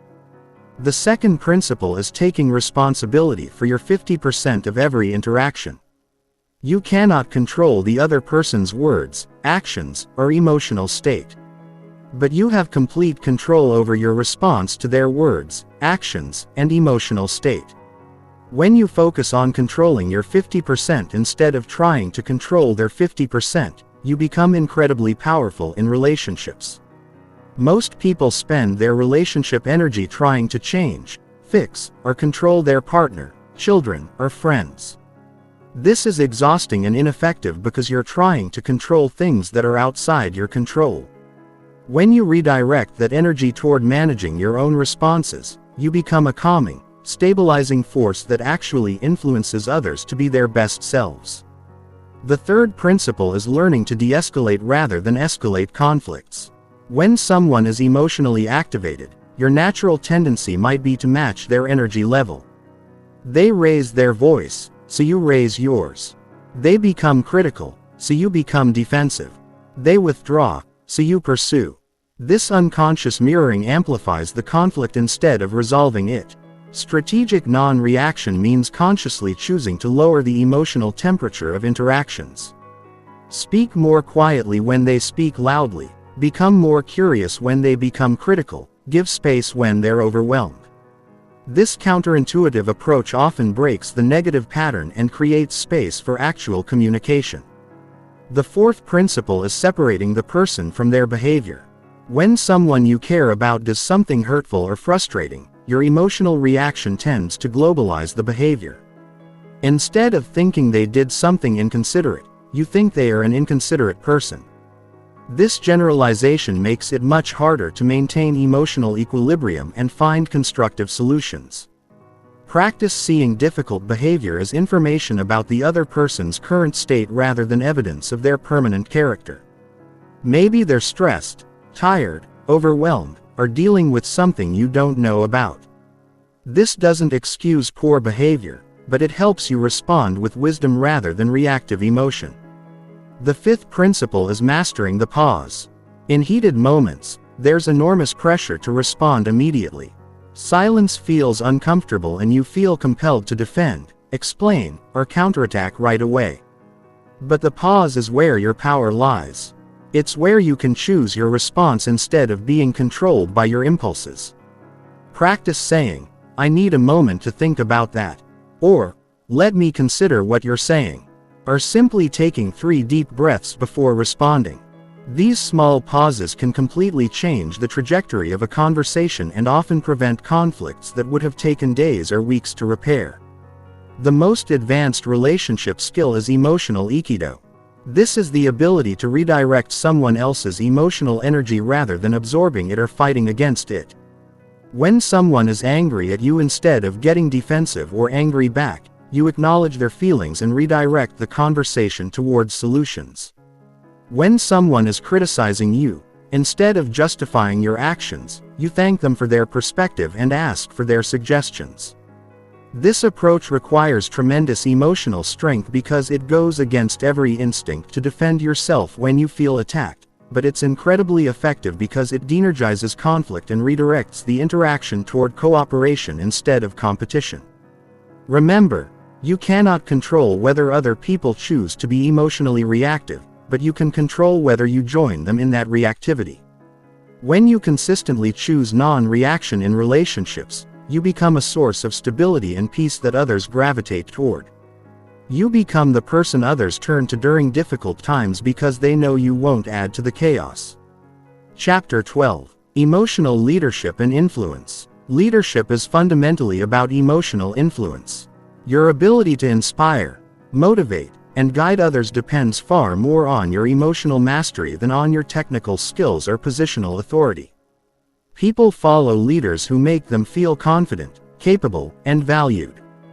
They resist leaders who create anxiety, frustration, or self-doubt, regardless of how smart or experienced those leaders might be. The most powerful form of leadership is emotional modeling. People learn more from what you do than from what you say, especially when it comes to emotional responses. When you remain calm under pressure, others feel permission to be calm. When you respond to setbacks with resilience and problem solving, others learn to do the same. When you treat difficulties as challenges rather than catastrophes, you teach others to adopt that perspective. This means that every emotional choice you make as a leader is not just about you. It's about the emotional culture you're creating for everyone around you. Your team, your family, your organization will tend to mirror your emotional patterns. If you're reactive, they'll become reactive. If you're anxious, they'll become anxious. If you're calm and solution-focused, they'll adopt those qualities. The first skill of emotional leadership is creating psychological safety. This is the feeling that people can express ideas, ask questions, admit mistakes, and show vulnerability without fear of judgment, punishment, or rejection. Psychological safety is created through your emotional responses to other people's imperfections and uncertainties. When someone makes a mistake, your first response sets the tone. If you react with anger, blame, or criticism, you teach everyone to hide their mistakes and avoid taking risks. If you respond with curiosity about what can be learned and focus on preventing similar mistakes in the future, you create an environment where people feel safe to be honest and innovative. The second skill is emotional contagion management. Emotions are literally contagious through mirror neuron activity and social conditioning. When you walk into a room, your emotional state influences everyone else's emotional state, often unconsciously. This gives you enormous power to influence the energy and productivity of any group. Before entering important interactions, consciously choose the emotional state you want to transmit. If you want the meeting to be productive and collaborative, embody those qualities yourself. If you want your team to feel confident about a challenging project, make sure you genuinely feel and express confidence. If you want your family to feel peaceful and connected, bring that energy to your interactions. The third skill is strategic emotional authenticity. This doesn't mean expressing every emotion you feel without filter. It means being genuine about your emotional state while choosing expressions that serve the situation and the people involved. You can be authentically concerned about a problem while expressing that concern in ways that motivate rather than discourage. Sometimes authenticity means sharing your vulnerabilities and uncertainties to create connection and trust. Other times it means projecting strength and confidence to help others feel secure. The key is matching your emotional expression to what the situation requires while remaining true to your core values and character. The fourth skill is conflict transformation. Most people either avoid conflict or handle it poorly. But leaders must be able to navigate disagreements and tensions in ways that strengthen rather than damage relationships. This requires seeing conflict as information about differing perspectives and unmet needs rather than as personal attacks or character defects. When conflict arises, your emotional response determines whether it becomes destructive or constructive. If you remain calm, curious, and focused on understanding different viewpoints, you can often transform conflicts into breakthrough conversations that lead to better solutions and stronger relationships. The fifth skill is empathetic leadership without emotional absorption. You need to be able to understand and relate to other people's emotional experiences without taking on their emotional states as your own. This means you can be compassionate towards someone who's anxious without becoming anxious yourself. You can be supportive of someone who's going through difficulties without being dragged down by their problems. This balance requires strong emotional boundaries and a clear sense of your own emotional identity. You care about others deeply, but you don't lose yourself in their emotional experiences. You provide stability and support precisely because you maintain your own emotional center. The ultimate goal of emotional leadership is creating what I call an upward emotional spiral. This is when your emotional mastery inspires others to develop their own emotional mastery, which creates a positive feedback loop that elevates everyone's performance and well-being. Instead of managing other people's emotions, you're developing their capacity to manage their own emotions. This happens when you consistently model emotional intelligence, provide tools and frameworks for emotional development, celebrate emotional growth in others, and create environments where emotional mastery is valued and rewarded. Over time, you build teams, families, and organizations that are emotionally resilient, highly productive, and deeply fulfilling to be part of. Chapter 13. Creating your personal emotional operating system. Everything you've learned means nothing unless you create a systematic approach to implementing it in your daily life. Most people consume information about emotional control but never develop the consistent practices that turn knowledge into automatic behavior. They understand the concepts intellectually but continue operating from old emotional patterns because they haven't created new systems to replace the old ones. Your emotional operating system is the set of daily practices, environmental designs, and response protocols that make emotional mastery your default mode rather than something you have to consciously remember to do. Just like a computer operating system runs in the background and manages all the basic functions automatically, your emotional operating system should manage your emotional responses automatically. The first component is your daily emotional fitness routine. Just like physical fitness requires regular exercise, emotional fitness requires regular practice. This doesn't need to be complicated or time-consuming, but it does need to be consistent. 5 to 10 minutes of focused emotional training every day will create more transformation than hours of sporadic effort.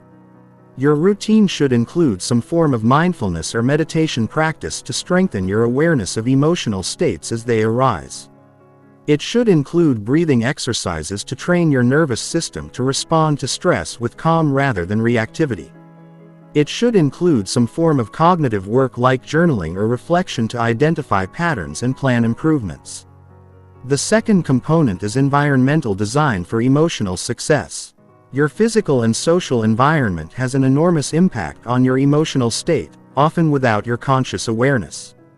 If you're constantly exposed to negative news, chaotic spaces, or emotionally reactive people, you'll find it much harder to maintain emotional equilibrium regardless of your skills and intentions. Audit your environment ruthlessly. What inputs are you consuming through media, social media, books, and conversations? What does your physical space communicate about calm and order versus chaos and stress? Who are you spending time with and how do they influence your emotional state? Make changes that support the emotional state you want to maintain. The third component is trigger identification and response planning. You need to become intimately familiar with your personal emotional triggers and have specific strategies ready for each one. This is not about avoiding triggers, which is impossible and counterproductive, but about having planned responses that align with your values and goals. Keep a trigger journal for 2 weeks. Every time you have an emotional reaction, write down what triggered it, what you felt, how you responded, and what you wish you had done differently. Look for patterns in the types of situations, people, and circumstances that tend to activate you. Then develop specific response strategies for each category of trigger. The fourth component is recovery protocols. You need systematic ways to restore your emotional equilibrium after challenging situations or periods of high stress. Without effective recovery protocols, emotional challenges accumulate and eventually overwhelm your capacity to maintain control. Your recovery toolkit should include immediate techniques you can use in the moment, short-term practices you can implement within hours of a stressful event, and longer-term restoration practices for recovering from extended periods of high stress or emotional challenge. Have these ready before you need them, not after. The fifth component is accountability and measurement systems. You need ways to track your progress, identify areas for improvement, and maintain motivation during difficult periods. This could be as simple as a daily rating of your emotional control on a scale of 1 to 10, or as sophisticated as keeping detailed logs of specific situations and responses. The key is having objective measures of progress rather than relying on feelings, which can be unreliable indicators of actual improvement. You might feel like you're not making progress even when you're actually improving significantly, or you might feel like you're doing well when you're actually sliding backwards. The sixth component is continuous learning and adaptation. Your emotional operating system should evolve as you grow and as your life circumstances change. What works in your 20s might not work in your 40s. What works when you're single might not work when you're married with children. What works during stable periods might not work during major life transitions.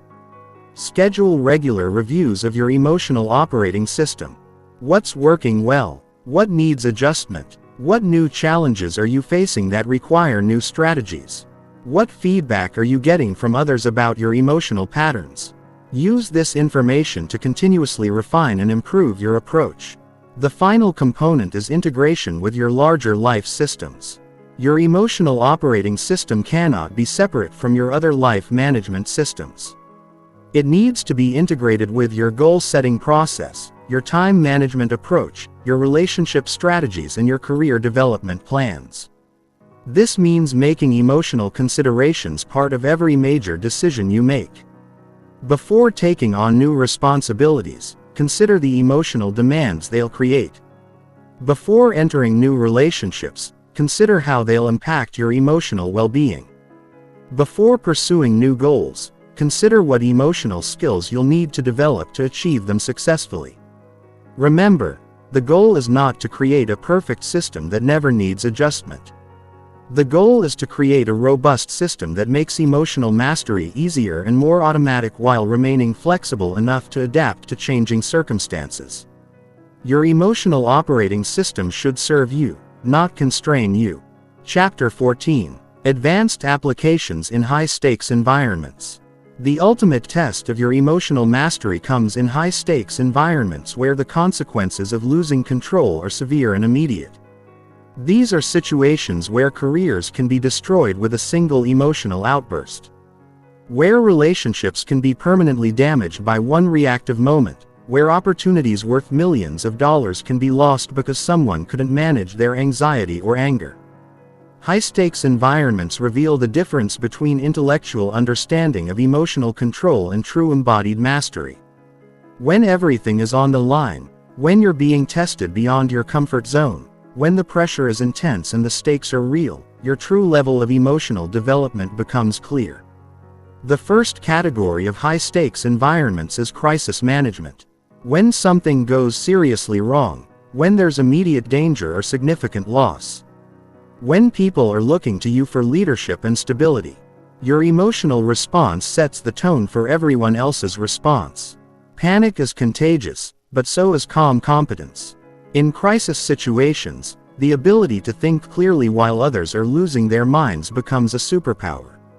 While everyone else is being hijacked by their amygdala, you remain connected to your prefrontal cortex while others are reacting to the emotional intensity of the situation. You're focusing on the practical steps needed to address the actual problems. This requires advanced preparation. You cannot develop crisis emotional management skills during the crisis. You develop them during calm periods through visualization, stress inoculation, training, and practice with smaller challenges. By the time the real crisis hits, your emotional control responses need to be automatic. The second category is high-pressure negotiations and confrontations. Whether you're negotiating a business deal, handling a workplace conflict, or dealing with aggressive behavior from others, your ability to remain emotionally centered gives you enormous strategic advantages. People reveal their true intentions and limitations when they're emotionally activated. But they can only take advantage of your emotional reactions if you have them. The key to negotiation emotional mastery is separating your ego from the outcome. When you're emotionally invested in being right, in getting your way, or improving your point, you become predictable and manipulable. When you can remain detached from any specific outcome while staying committed to your core interests, you become incredibly difficult to manipulate or intimidate. This doesn't mean not caring about the outcome. It means caring more about the process than the result. More about maintaining your integrity than winning the negotiation. More about finding solutions that work for everyone than getting everything you want. The third category is performance under scrutiny. When you're presenting to important audiences, being evaluated for promotions, competing at high levels, or otherwise performing while being watched and judged, emotional control becomes crucial for accessing your full capabilities. Performance anxiety, imposter syndrome, and fear of judgment can completely undermine your actual skills and preparation. The solution is shifting focus from how you're being perceived to how you're serving others. Instead of thinking about whether you look confident, think about how you can provide value to your audience. Instead of worrying about making mistakes, focus on executing the process you've prepared. Instead of trying to impress others, concentrate on being genuinely helpful. The fourth category is dealing with extremely difficult people. Every field has people who are manipulative, aggressive, unreasonable, or emotionally volatile. Your ability to maintain your center while interacting with these individuals determines whether they drain your energy and compromise your effectiveness or whether you can work with them productively despite their limitations. The key is not taking their behavior personally. Difficult people are usually difficult with everyone, not just you. Their emotional reactions are about their internal state, not about you specifically. When you can see their behavior as information about their stress level, insecurity, or coping skills rather than as personal attacks, you can respond strategically rather than reactively. The fifth category is managing your own success and failure. Both extreme success and extreme failure can trigger powerful emotional responses that lead to poor decisions. Success can trigger arrogance, complacency, or reckless risk-taking. Failure can trigger shame, despair, or the impulse to give up entirely. Emotional mastery means maintaining perspective and emotional equilibrium regardless of external outcomes. Success is information about what worked, not evidence that you're permanently superior. Failure is information about what didn't work, not evidence that you're permanently inadequate. Both are temporary conditions that require appropriate responses rather than emotional reactions. The ultimate high-stakes environment is your own mind during moments of extreme challenge, uncertainty, or change. When everything you've counted on seems to be falling apart. When the future feels completely uncertain. When you're facing losses or changes that challenge your identity and assumptions about how life works. Your relationship with your own thoughts and emotions becomes the most important factor in your ability to navigate the situation successfully. This is where all your emotional mastery training pays off. When external circumstances are chaotic, you become your own source of stability. When others are panicking about the uncertainty, you become comfortable with not knowing. When everyone else is being overwhelmed by the magnitude of the challenge, you break it down into manageable steps and take them one at a time. The goal is not to become someone who never feels the emotional impact of high-stakes situations. The goal is to become someone who can feel that impact fully while choosing responses that serve your long-term interests and values rather than just relieving the immediate emotional pressure. Chapter 15. The Compound Effect of Emotional Mastery. Most people dramatically underestimate the long-term impact of emotional control because they only see the immediate effects of individual emotional choices. They see that staying calm during one argument prevented a fight, or that managing anxiety during one presentation led to better performance, or that not reacting to one criticism preserved a relationship. These immediate benefits are significant, but they are nothing compared to the compound effects that build over months, years, and decades. Emotional mastery works like compound interest. Each individual choice to respond rather than react seems small in the moment, but these choices accumulate exponentially over time. Every time you choose emotional control, you're not just improving that one situation. You're strengthening neural pathways that make emotional control easier in all future situations. You're building a reputation for reliability and wisdom that creates opportunities. You're developing inner resources that compound and multiply. The first compound effect is relational trust. Every time you remain calm when others expect you to lose control. Every time you respond with wisdom when others are being reactive. Every time you choose connection over being right, you make deposits in the trust accounts of your relationships. Over time, these deposits create deep reservoirs of trust that become incredibly valuable during difficult periods. People know they can count on you when things get tough. They seek your perspective during challenging decisions. They want you on their team during high-pressure projects. They trust you with their vulnerabilities and their most important concerns. This level of trust opens doors that remain closed to people who are emotionally unpredictable. The second compound effect is reputation and influence. Your emotional patterns become part of your personal brand, often more important than your technical skills or achievements. People remember how you made them feel much more than what you accomplished. When you consistently demonstrate emotional mastery, you develop a reputation as someone who can be trusted with important responsibilities and challenging situations. This reputation creates a positive feedback loop. You get opportunities that require emotional maturity. Successfully handling these opportunities builds your skills and confidence. Your enhanced capabilities lead to even greater opportunities. Over time, you become known as someone who performs well under pressure, who can be counted on during crisis, who brings stability to chaotic situations. The third compound effect is decision-making quality. When you're not being driven by emotional reactions, you make consistently better decisions across every area of your life. You choose relationships based on compatibility and shared values rather than intense chemistry that burns out quickly. You make career choices based on long-term growth potential rather than immediate gratification or fear-based security. You invest money based on rational analysis rather than greed or fear. You choose how to spend your time based on your priorities and goals rather than whatever feels urgent in the moment. You handle conflicts based on what will strengthen relationships rather than what will make you feel better immediately. These better decisions compound over time into dramatically better life outcomes. The fourth compound effect is stress, resilience, and health benefits. Chronic emotional reactivity creates chronic stress, which has devastating effects on physical and mental health over time. Elevated cortisol levels damage your immune system, impair cognitive function, accelerate aging, and increase risk for virtually every major disease. Chronic stress literally shortens your lifespan. When you master emotional control, you dramatically reduce your stress levels and improve your health outcomes. You sleep better, think more clearly, have more energy, and maintain better physical health.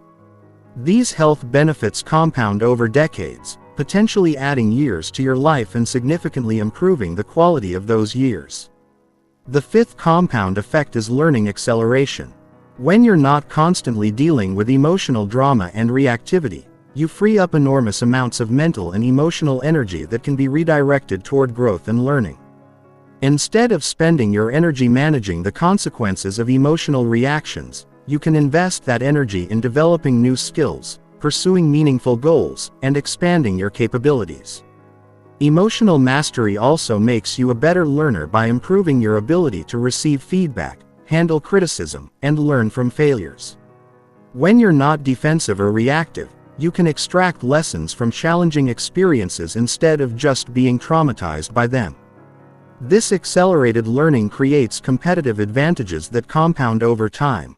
The sixth compound effect is opportunity creation. When you have emotional mastery, you become the kind of person that other high performers want to work with. You get invited to join important projects, teams, and organizations. You become trusted with sensitive information and critical responsibilities. You gain access to networks and relationships that create opportunities for advancement and achievement. These opportunities often lead to more opportunities in an upward spiral of growth and success. Each success builds your confidence and capabilities, making you ready for even greater challenges and opportunities. Over time, you gain access to levels of achievement and influence that seemed impossible when you were still trapped in emotional reactivity. The seventh compound effect is inner peace and life satisfaction.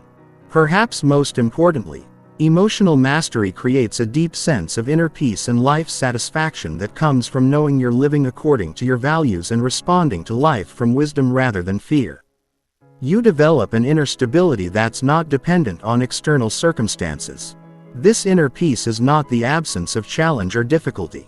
It's the presence of confidence that you can handle whatever life presents. You know that external circumstances are temporary, but your ability to respond with wisdom and grace is permanent.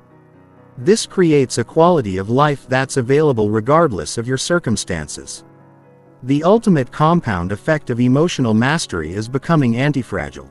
This means you don't just survive challenges and setbacks, you become stronger because of them. Every difficult situation becomes an opportunity to practice and strengthen your emotional skills. Every person who tries to manipulate or upset you becomes unwitting training for greater mastery. When you reach this level of emotional development, you become virtually unshakable. Not because nothing difficult ever happens to you, but because you have unshakable confidence in your ability to handle whatever does happen. You become a source of strength and stability for others. A person who makes every situation better simply by being present and emotionally centered. This is not just about personal success or achievement, though those will certainly follow. This is about becoming the kind of person who contributes to raising the emotional intelligence and maturity of everyone around you. You become part of the solution to the emotional reactivity and dysfunction that plagues so much of human interaction. The choice is yours. You can continue living at the mercy of your emotional reactions, letting temporary feelings drive permanent decisions, remaining trapped in cycles of regret and limitation. Or you can commit to the patient, consistent practice of emotional mastery and unlock the compound benefits that will transform every aspect of your life. The time to start is now. Not tomorrow when you feel more motivated. Not next week when your schedule is clearer. Not next year when your life is less stressful. Now, because every day you delay is another day of lost compound interest on the most important investment you can make, the investment in your own emotional development and inner mastery.